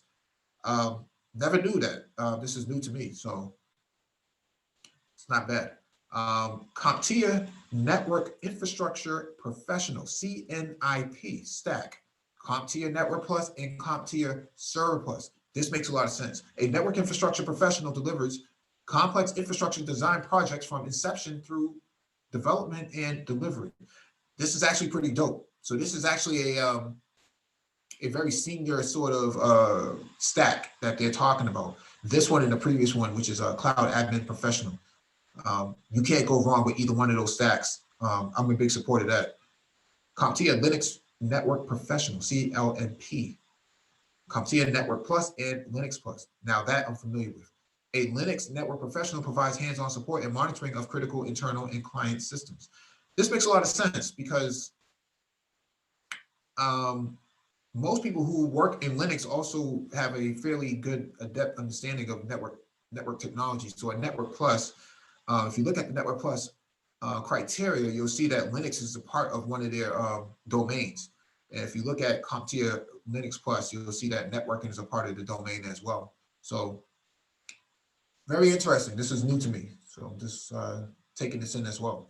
If you're seeking a role in cybersecurity with A+, with the CompTIA A+, CompTIA Network Plus, Security Plus, Cybersecurity Analyst Plus, the forthcoming CompTIA Pen Plus, and CompTIA Advanced Security Professional, the CompTIA Cybersecurity Pathway helps technical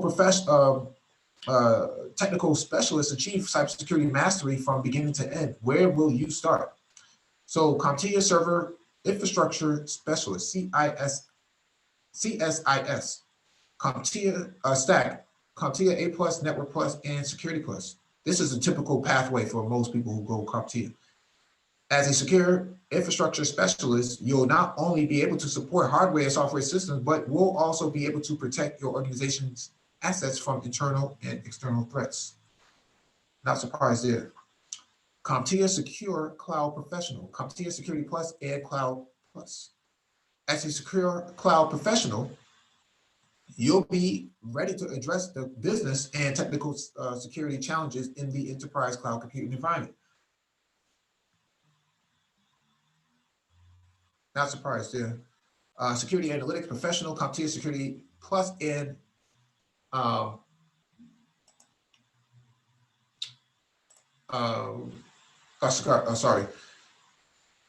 Security Analytics Professional, CompTIA Security Plus, and CompTIA Sys A+. So a security analytics professional plans and carries out security measures to protect an organization's computer networks and systems. I'm not a big fan of that, but I get it. CompTIA Network Vulnerability Assessment Professional, CMVP. Stack, CompTIA Security Plus, and Pen Test. I'm gonna roll this one around there.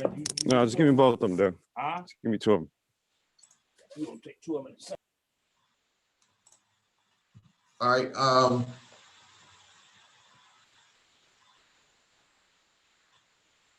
A network vulnerability assessment professional scans applications and systems to identify vulnerabilities that can be used as a blueprint for improvements. It makes sense, but not really. Yeah, I have my opinions about that, but that's neither here nor there. CompTIA Network Security Professional, CompTIA Security Plus, CompTIA Pen Plus, and CompTIA Sys Plus, Sys A Plus. As a network security professional, you will monitor networks for threats or unauthorized users, as well as analyze security risks and develop response procedures. It's not bad. Not bad. It's a lot of money to spend, but not bad. The CompTIA Security Analytics Expert, CSAE. The stack is CompTIA Security Plus, CompTIA Sys A Plus, and CASP. A security analytics expert engineers security solutions and generates research results for security based on data analytics. Not really a big fan of that. CompTIA Security Infrastructure Expert. CompTIA Security stack is CompTIA Security Plus, Sys A Plus, CompTIA Pen Plus, and CASP. As a security infrastructure expert, you'll be responsible for managing and leading the infrastructure, the information security infrastructure and projects in a global organization. Yeah, right. So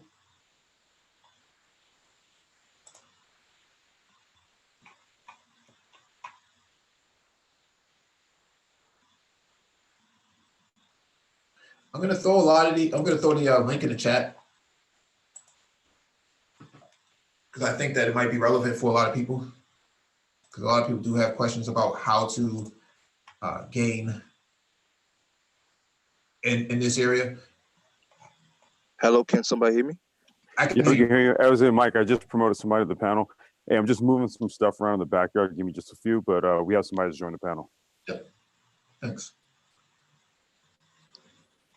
Yeah, this is dope. This is pretty dope.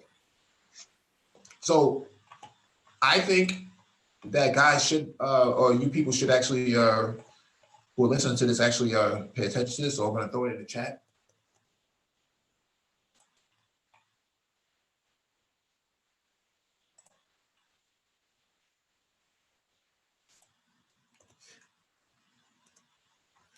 AO asked a question. He said, what about A Plus, Security Plus, and Cloud Plus? They consider that to be a cloud security professional at that point. So take it for what it is. I don't agree with it. I think that, you know, I have been sent emails by CompTIA about my expertise in helping them craft out these stackables, but I never looked at it before. This is my first time ever seeing it. So let me make sure I drop that in the document description of the video as well. What's going on, Smooth? Hey, Mike, how's it going? Yeah, first and foremost, thank you, brothers, for what you're doing and stuff. You understand me? What you said about the IT event with $1,500 to get in, trust me, I've seen those because I've worked security at those events, man. So you know, you're not lying about that. I've called in before, you know, with questions about, you know, the certificates and stuff. And I think I did mention that I had started working or studying on the CompTIA Network Plus, that is. I'm trying to get into IT myself, really. And it came from being at, you know, events like that, you know. And however, you know, my whole thing is really like is confusing as hell. I don't have any prior IT background, so even just the whole thing, learn about these different layers and stuff, physical layers and all, you know, it's freaking me out already. But I think it's just that I'm a little too hyped up and I need to calm down there. But anyway, my question is that for somebody that is currently trying to get the Network Plus cert, and could they already apply for IT help desk job, or would it be best to wait till you have the certificate first? Because that's how I'm trying to get in already before I actually have the certificate, just because I feel like, actively working would help as well, rather than just sitting down watching instructional videos all day. But I just wanted to ask you guys, like, how possible that is. I'll say this, for somebody who doesn't have any experience, getting that certification may not even help you, because when you start to apply to jobs, they're going to look for what is your background. If your background has 0 in it, then you may have your application or resume inadvertently rejected by a system. And so Network Plus is actually a step after A Plus.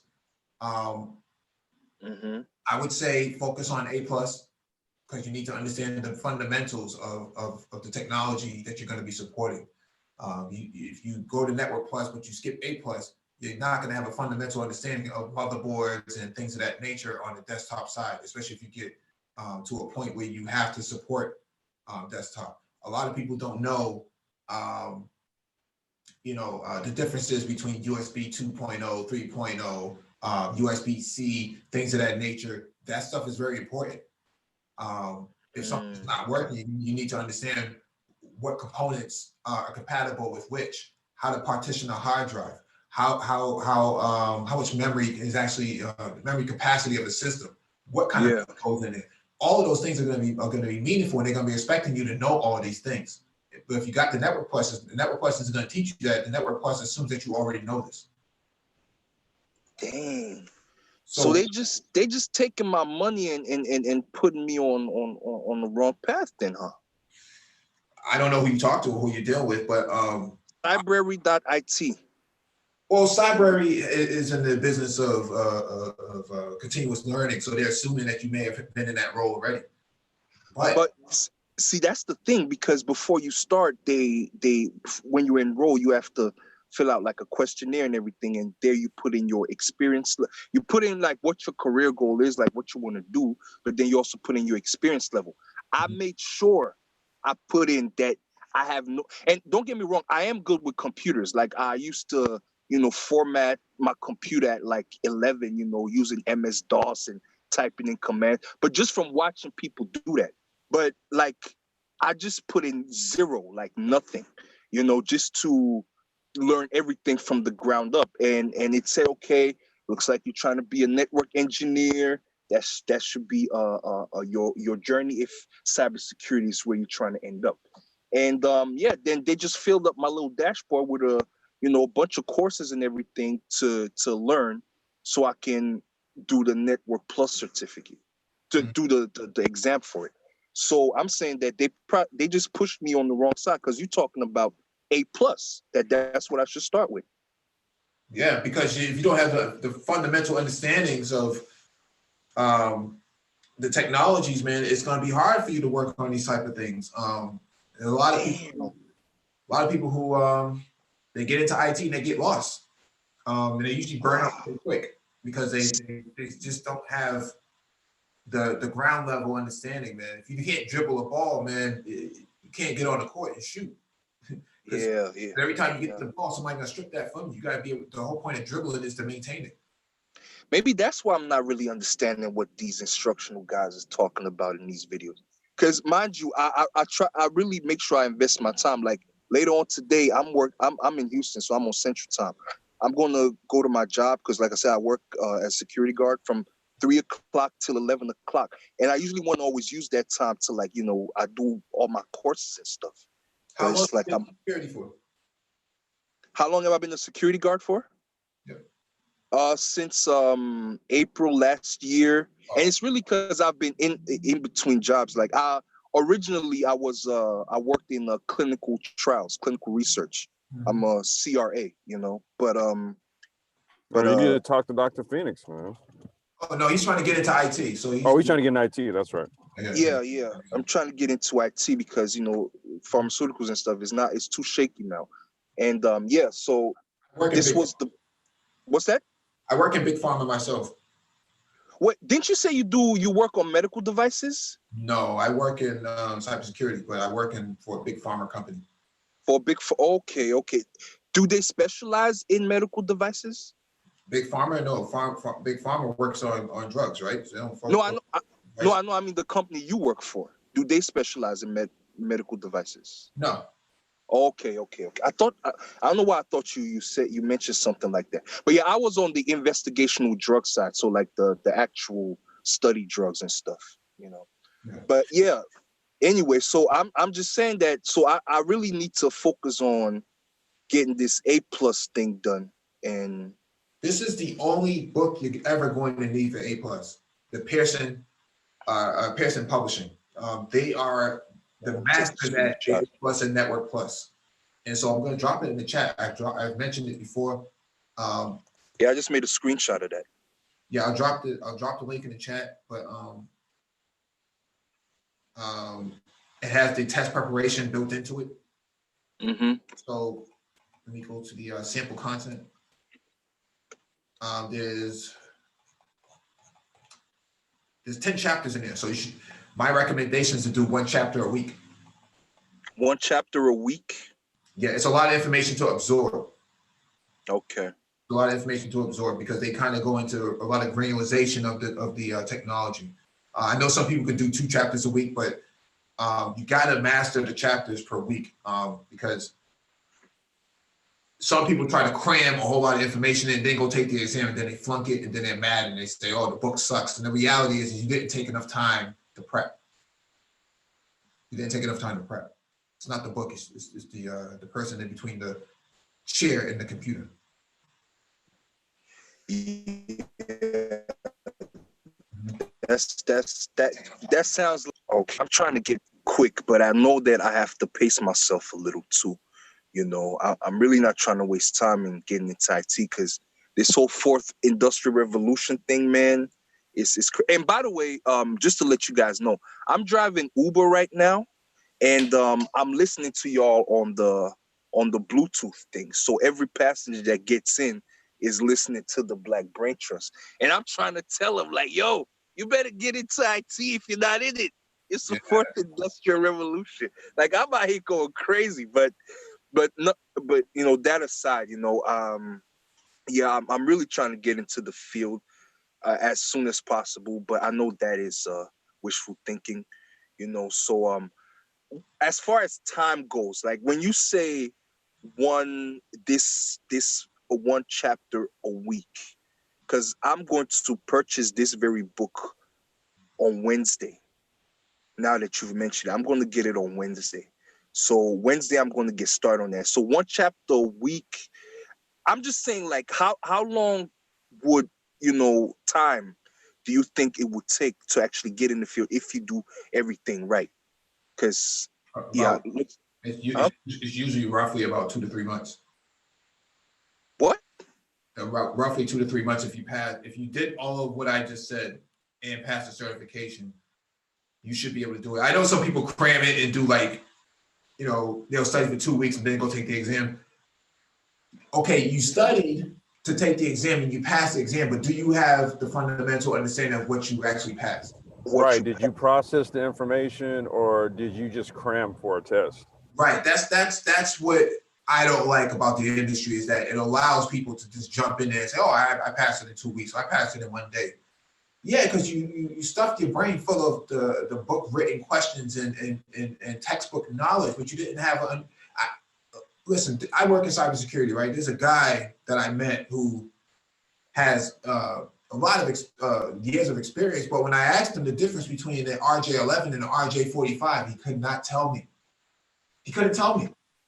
All he did was pass the certification. He didn't care about the nuances in the technologies itself. All he knew was with what was printed in the textbook or what the exam cram told him. Damn. So that's why I appreciate you guys. Yeah, that's what happens, man. And then somebody like me shows up and I burst his bubble and he looks stupid, you know, in front of all the managers and stuff and all the staff, you know. Hey, Mike, man, you talking about burst? I'm glad you bursted my bubble. Pause. Like for real. What I'm trying to say with that is, before I even got to know about the Black Brain Trust, you know, like I said, I've been trying to, you know, get into IT, you know, inquiring about it and stuff. I had a homeboy that said, "Look, man, all you gotta do, try and do a test, the CCNA, do a CCNA certification, learn for that test, study, learn for that test. When you pass that test, I'm gonna help you with your resume." And it's like he was trying to say, you can get a cybersecurity position, just like that. Like, I'm gonna help you get it, but all I need you to do is study for that CCNA and get that CCNA cert. So I was thinking, like, I bet, like, I could get a cybersecurity job in no time, But circumstances, life happened, and I was delayed on that. And then I came across, the Black Brain Trust. And from listening to what you've been saying, Mike, it started seeming like, it looks like this shit is going to take longer than I thought, than I expected, No, it's not much about. It's not a bad thing that it takes 3 months, 4 months. The problem is in the industry is that the reason why they can't find enough qualified candidates because cats were never qualified to begin with. That's really what happens, man. These guys cram for these exams, and they give the certification industry a bad name. So people say, "Oh, certifications." People just brain dump and cram for those. But in reality, it's these shortcut people who want to get the certification, get the bag, and they don't care about all the intricate details. So yeah. I came from a computer electronics background. I can solder, I can surface remount, I can replace capacitors and chips on motherboards and stuff like that. I could build out a motherboard if I had to, if I was left to my own devices. I can do all those things. So sometimes when these guys see a system and they don't understand why it's not functioning correctly, and I open up the system, I inspect those capacitors. They don't even understand what I'm looking at because I know what I'm looking for. If I see a capacitor that's leaking, I know that's a bad capacitor, right? That has to be replaced. But who has the skill set and the knowledge to do it? Is it me or is it that guy? That guy's gonna shuffle that off, and you're gonna try to avoid it. Try to order a whole new computer. Well, a whole new computer might be $2,000, but if I work on it, I might be able to order the capacity. You might be able to, for 25 cents each, and I might buy a dozen capacitors and replace all the capacitors on a motherboard, fix that thing, and seal it back up. I just saved the company $2,000. Yeah. See, now, I can brag about that, but the other guy can't. Can't brag about it, yeah. And honestly, there's nothing more satisfying than being able to solve any kind of computer problem, be it hardware or so. But anyway, you see, what you just said, Mike, is important because I was a get the bag type guy before I came across you guys. You understand? My whole thing was like, look, man, I got to get a better job because I literally dropped from having a $95,000 a year job to now freaking making 35,000. You understand me? So my mentality was get the bag. It's in IT, so let's go into IT. But it's in cybersecurity, so let's go in there. You understand? But now you guys kind of really went deep in. Yeah, so I'm not like that anymore. So I'm really trying to take the proper steps now and everything, which is why, I had to ask these questions. But anyway, back to the main question. So CompTIA Plus, I got that. And that book as well, I'm going to get that too and get started on that. But would I be able to get a job in help desk though? A help desk job right now if I was to apply? Unless they're going to willing to train you, maybe not. You may want to get the certification first, and you may want to do the Google IT support certificate program as well. Google IT support certificate. Let me pull that up real quick. I need to write that down. Google IT support certificate. So which one is that? And is that going to if I'm doing the CompTIA Plus and all that, is that going to coincide or does that help or? That covers just about everything that the A Plus covers, but it covers at I think it covers it at a practical level, so you may be able to take some of the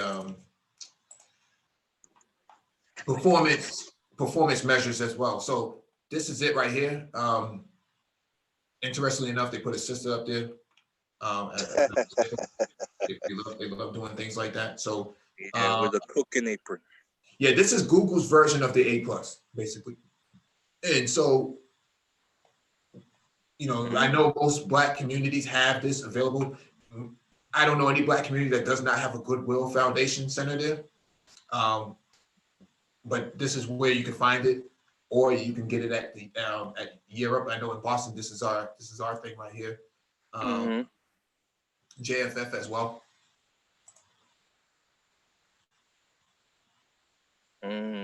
Yeah. What else? Wait, so what? These are organizations that offer where you can do that certificate at? Yeah, they'll have the computers and stuff set up for you, and then you pass the exam there, or you pass the certificate there. Okay. Yeah, they're available at community colleges as well. We're saying right here through a Google.org grant to JFF. Your community college may be eligible to receive assistance from JFF to offer the Google IT support professional certificate. To learn more, you know, you should look at the partnership program. So most predominantly Black neighborhoods have a community college nearby, and so I would actually take advantage. We got Lone Star right here, Lone Star College right here. Yeah, I would go there, call them, see what they have, man. It's good to be in a group setting and work on these type of things, man. That's how I came up. You know, we had these sort of group settings. So when we do the Black Brain Trust and we do these sort of tech talks and stuff like that, it's normal for me to have the hangouts or the live streams run this way because I'm accustomed to being in a group setting. Wait, Mike. So you said this Google IT professional cert, I can do this program at a community college?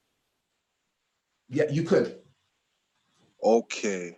It might be considered a college credit as well. So because of its technical background.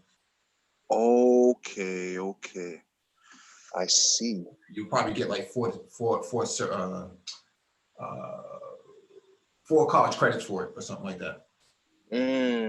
Yeah, I know. Like there was because my ex-wife, she works at a community college, and she had actually told me that they even have like a cybersecurity program now. I think it takes like 2 years or something.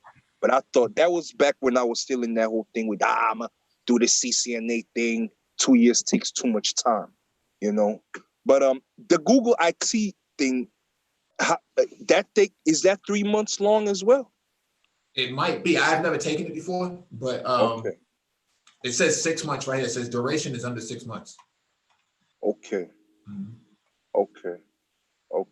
But you said that I get the CompTIA A+ in 3 months if I follow your instructions, right? You follow the book, yeah. If you follow the book, it usually tells you where you are. Okay. Yeah, I think I'm gonna stick to the CompTIA A+ route and follow it up like that. Sorry, I'm thinking out loud. Okay, yeah. Hey, Mike, thank you guys so much. I'm trying to think if there's any other questions I have before I hop off, but I think that pretty much sums it up. You know, so no help desk job before the certificate, pretty much.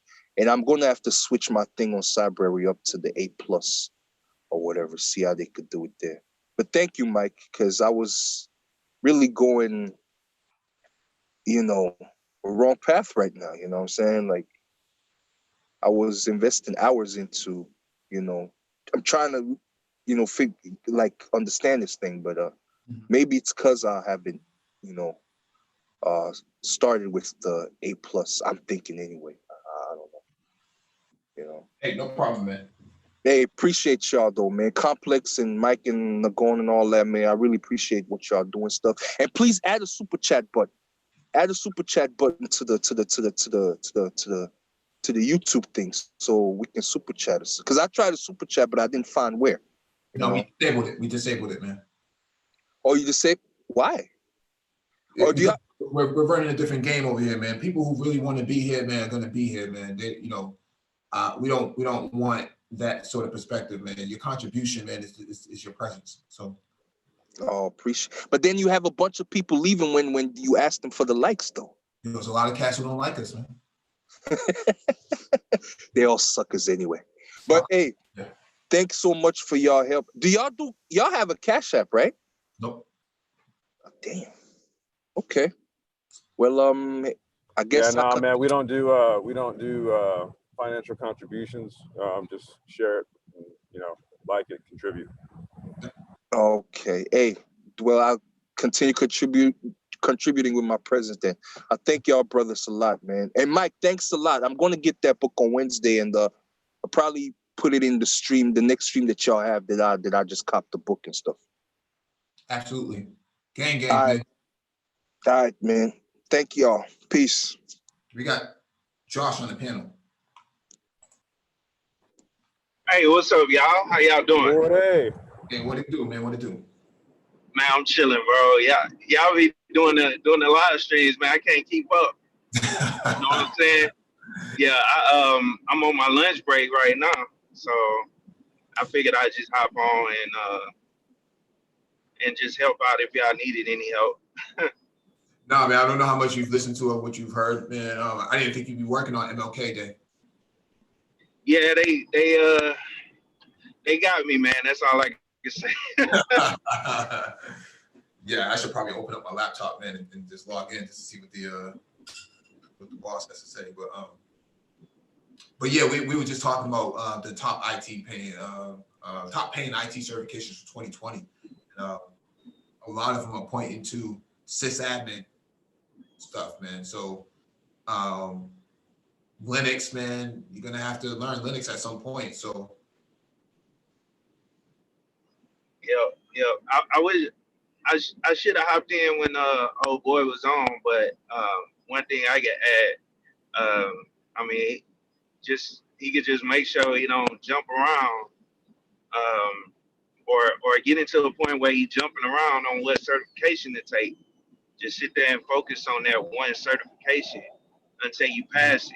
Because I kind of fell into that too. I was like, I don't know what direction I want to go in. Should I get my CCNA or should I do this? And I started studying for the CCNA, and then so just don't fall into that, I guess, and just focus on one certification at a time, and don't overwhelm yourself, because the tests it costs money. You don't want to waste your money. So yeah, and that's what happens with a lot of guys, man. They cram for these exams, and then next thing you know, things don't go their way, and they blame the book, they blame everybody else, and they don't blame themselves.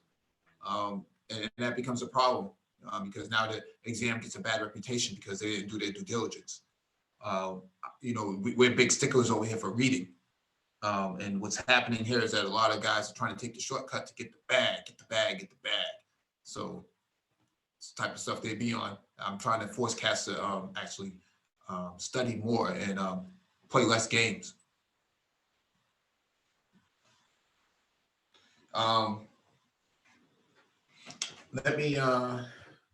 There was a question earlier that talked about what kind of salaries can you expect from like a field engineer.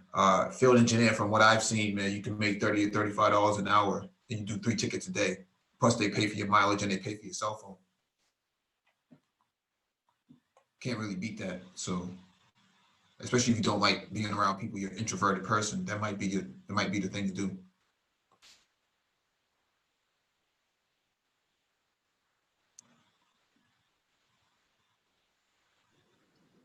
yeah, you can also get with some of them companies. They upgrading all their stuff, getting ready for 5G, and they need technicians to go out and actually service, as well as help set up the infrastructure. So, and like Cox, Spectrum, all those type of positions, they have technicians that go out and do that stuff. So Yeah, definitely. Especially with all this 5G transitioning, IoT and stuff like that. A lot of that stuff is gonna need a lot of hands on deck, man. There's gonna be a lot of opportunities on the table, and cats aren't ready for it because they don't got the A+, they don't got their certification. They're just not academically prepared for it. So the idea here is to put everything on the table and kind of point people in the right direction. especially if somebody hits you up, on a random day, like, hey, got an opportunity. I saw your, LinkedIn profile. What do you think about this? Need somebody to start on Monday. Gotta be ready to go. Can't be waiting around tomorrow. Well, let me get my A+ and then I'll be ready. Nah, man, you should have had that already.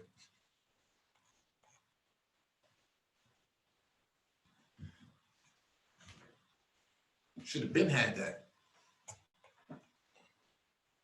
Yeah, King Leo is right. He says it doesn't take 2 years to get a CCNA. He's right. Could do that in less than a year.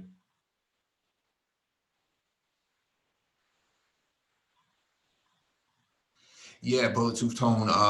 CCNA has changed dramatically. Things are a lot different. If you don't know what's going on, you may walk into the exam and fail, even if you know the base knowledge.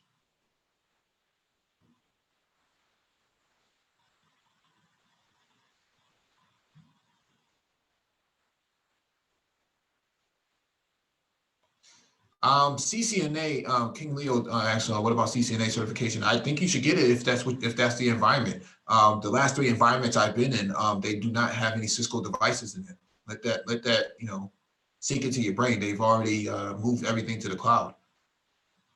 No Cisco, there's no switches and routers and stuff like that. They kind of just, they might have some Juniper stuff in there, but or some HP switches and routers and stuff like that, but.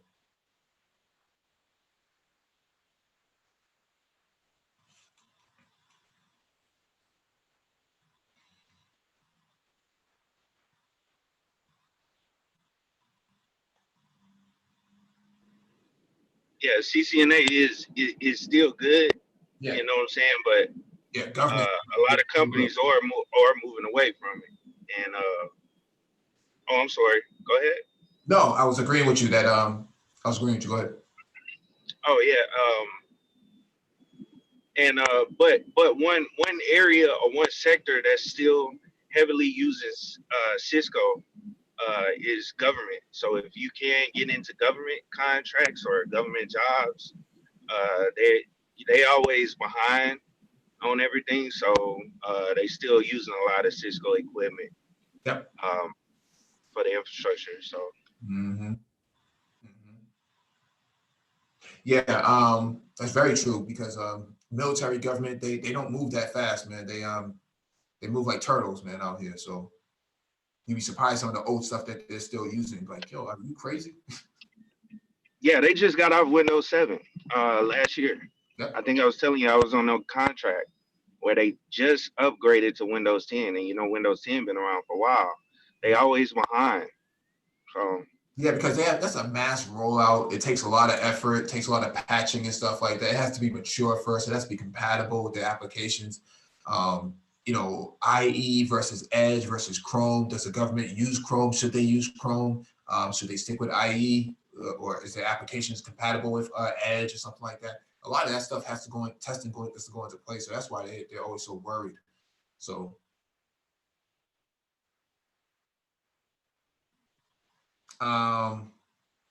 Yeah, AO says I'm here listening while studying the A+. Yeah, good luck, man. I hope you pass it, man. C-Shield says I'm in compliance and trying to pivot to IT, a bit new to this content. So I will review some of the earlier vids and then circle back. I appreciate the information, guys, at the TBBT. Yeah, thank you.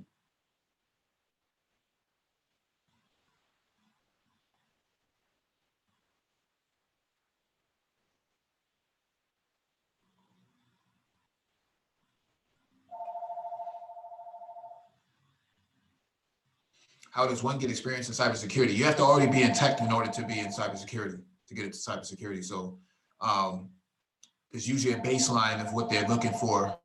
You usually become a SOC monkey, and then you move on to other SME, subject matter expertise in other areas of cybersecurity and information security for that matter.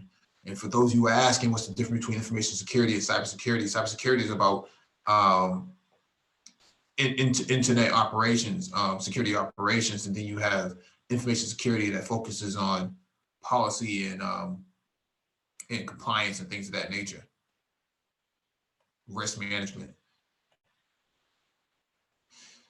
Yeah, that's it so far. Is the A plus the foundation for beginners, or could I start with Cloud Plus certification? It's going to be difficult for you to understand what's going on with Cloud Plus if you don't even understand what's going on with the A plus, because you haven't taken it.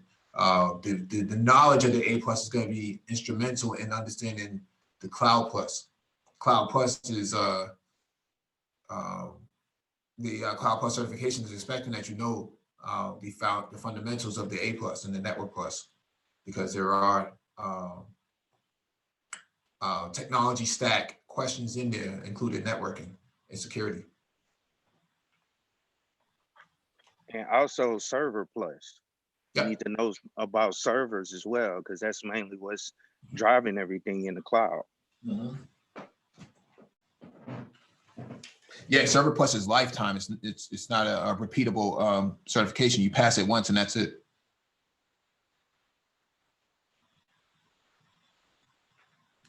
Smooth Vision says, how many years until one gets into cybersecurity? That's all depending on the role in cybersecurity, but most cybersecurity roles that I've seen, you need to have at least 3 to 5 years experience in IT before you get into any of their roles. They won't let you touch their computers without having some previous experience, because they don't want you touching their systems as a test as a pilot. They're working with critical information and data, so they don't want anything being mishandled by some inexperienced person, because you bring down a firewall or a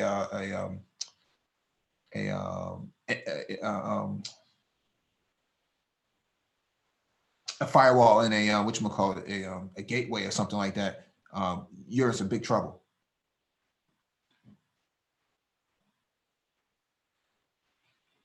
Mike Shinnery's in the chat. Shout out to Mike Shinnery.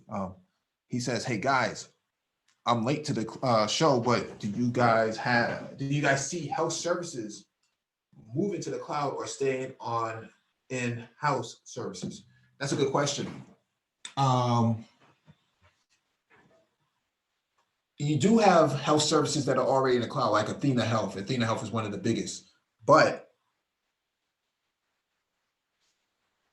what I see happening, and we've talked about this before, is that you're going to be having edge-based services. So edge is the intermediary layer of technology stack between the perimeter and the cloud itself, and processing of information and things like that are going to happen at the edge layer before it gets sent to the cloud.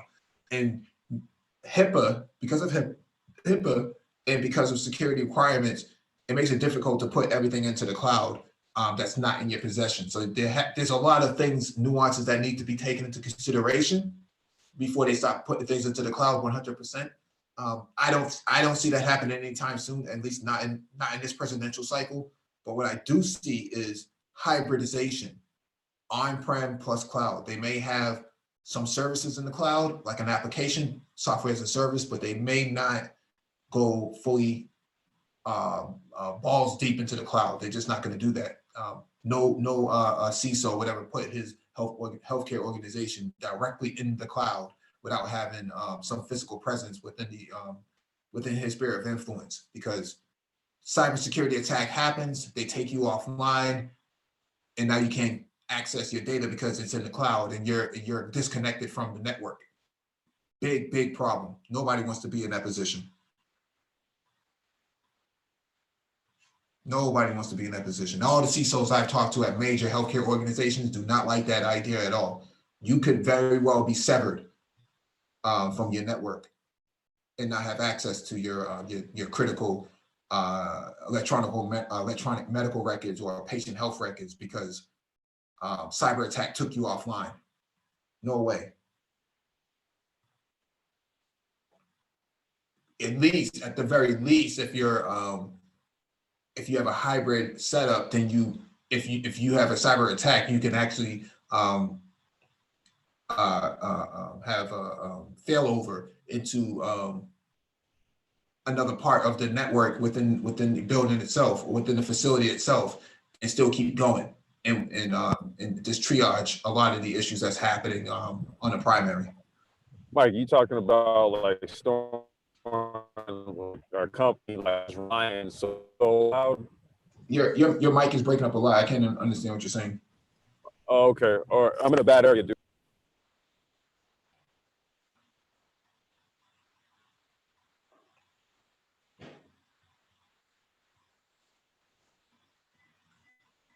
Hey, how do I sound now? You're okay now. I was gonna say, are you speaking with regards to a company like putting all of their resources just like in the cloud? Yeah, they're not going to put all their patient Oh health. hell no, that's a bad idea. That's a very bad idea. No, they're not going to do that. That's a big, No, it's a really bad idea. no, especially with all these ransomwares and stuff like that. No one's going to risk that. You put a ransomware in the cloud of a healthcare organization, your job is over. Your job is done. You're finished. Yeah, it's just like you said, doing that, it's very easy to get cut off from your data. I Yeah. mean, kind of in the realm that I work in, it happens to individual users all the damn time. They get cut off from their cloud shit, and it's hell getting them back in. Yeah. King Leo 92 in the chat says everything is going to the cloud eventually. No, that's not necessarily true. You'll have some services go to the cloud, but you're not going to have a healthcare organization put all their eggs in one basket. Not going to happen. No For the CISO, very reason we're talking about. no CISO would ever sign up for that, especially because patient health records are very lucrative in the black market, and because they're static and they don't change, and the organization is very dependent upon it, they won't put all their eggs in one basket. They just won't do that. That's why you have hybridization.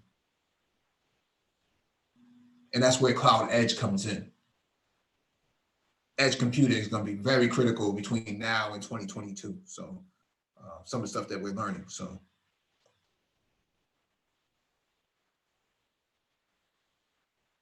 and they can't. One of the stipulations with HIPAA is that the data must be in your possession as an organization. Well, put it in the cloud, no longer in your possession. Not, at least not physically.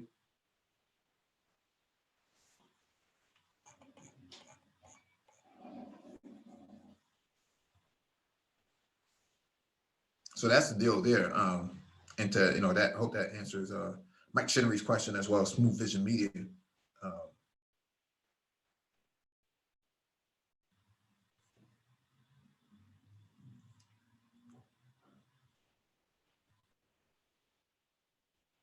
No, I would not. So Smooth Vision Media says, I got a 5th edition CCNA book. I guess it's safe to throw that in the dumps. No, the fundamental knowledge of networking is still inside those first 5 or 6 chapters. Everything after that is going to be proprietary to Cisco, but even at the base level, the knowledge that you're going to get from those first 1 to 5 chapters is actually going to be beneficial for like the Network Plus or something like that. Foundational knowledge never really goes out of style. Even when you start talking about things like COBOL or C, for that matter, the structure and syntax of programming isn't going to change all that much, just the functionality. So even if you read a book on C and you don't program in C, you still have a base understanding of system dynamics of application development. That stuff never really changes. And C is probably about, what, 45, 60, 50 years old at best. That's why all those books you be seeing that, I know here, and they have people who just donate books, and those books are just sitting out there at some of these bookshelves in the community. People donate their books. You see a book like that, I'm not throwing it away. I'm gonna grab what I can out of it, take some notes, and then I'll drop it back off where I got it from. So never know.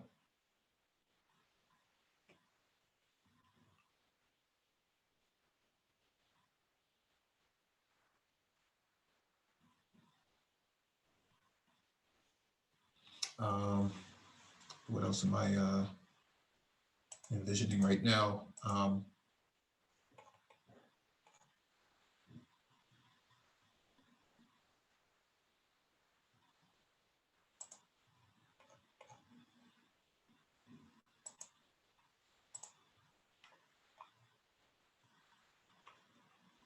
Oh, let me see if anybody's trying to get in. Yeah, do we have any other questions in the chat? I'm just about to pull back into my house and get back on Wi-Fi. Yeah, let me just check, see what who's trying to get in here. Arnell Young. Okay. Oh, Dave 2020 asked a question. He says, would Code Academy be a good resource for coding? I would probably say, yeah, we covered that over the weekend. But I would also say, look at Google's new certificate for Python, because they're giving you Python in a digestible format that's actually going to be beneficial for programming. You may not be able to program a whole entire operating system, but you'll be able to do applications and stuff like that. So check out the docket, it's in there. We covered that. As well as YouTube, because they got plenty of people out here with coding tutorials that you can follow along.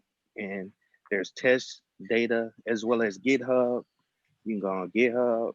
You can pull people's code that they've written in whatever language that you're trying to learn in, so you can get some understanding of how the coding language works.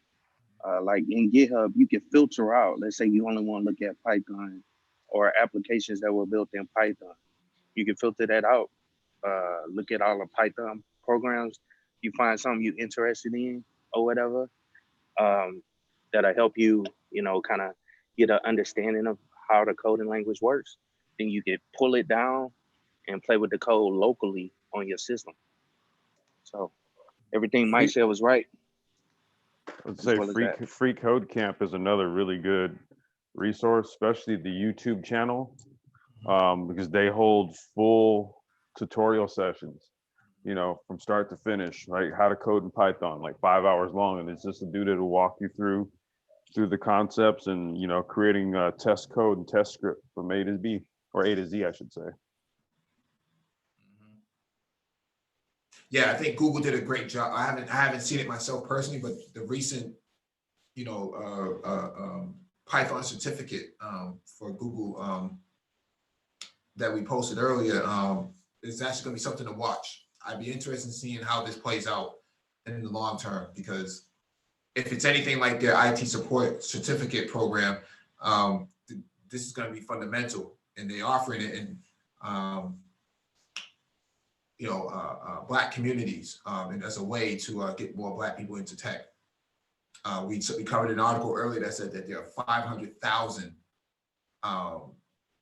jobs available for coders and stuff. So even at the baseline, can never go wrong with that. We covered an article over the weekend where a Black man who came out of jail from St. Quentin actually learned Python. When you have a passion for something, man, you're gonna go get it. So, he wasn't focused on getting the bag. He was focusing on getting the keys, getting the lines of code into the app itself. So there you have it. Bag came along with it. Yep. As well as a WW. One other tip, man, is to download Notepad++. I can't stress that enough. I think that's one of the best accessories for people in IT. So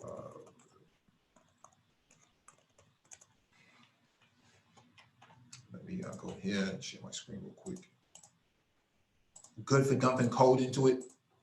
Good for dumping any sort of lines of text. It actually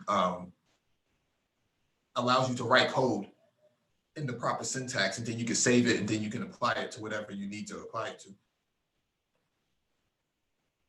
So I'll drop that in the chat as well. Can't go wrong with it.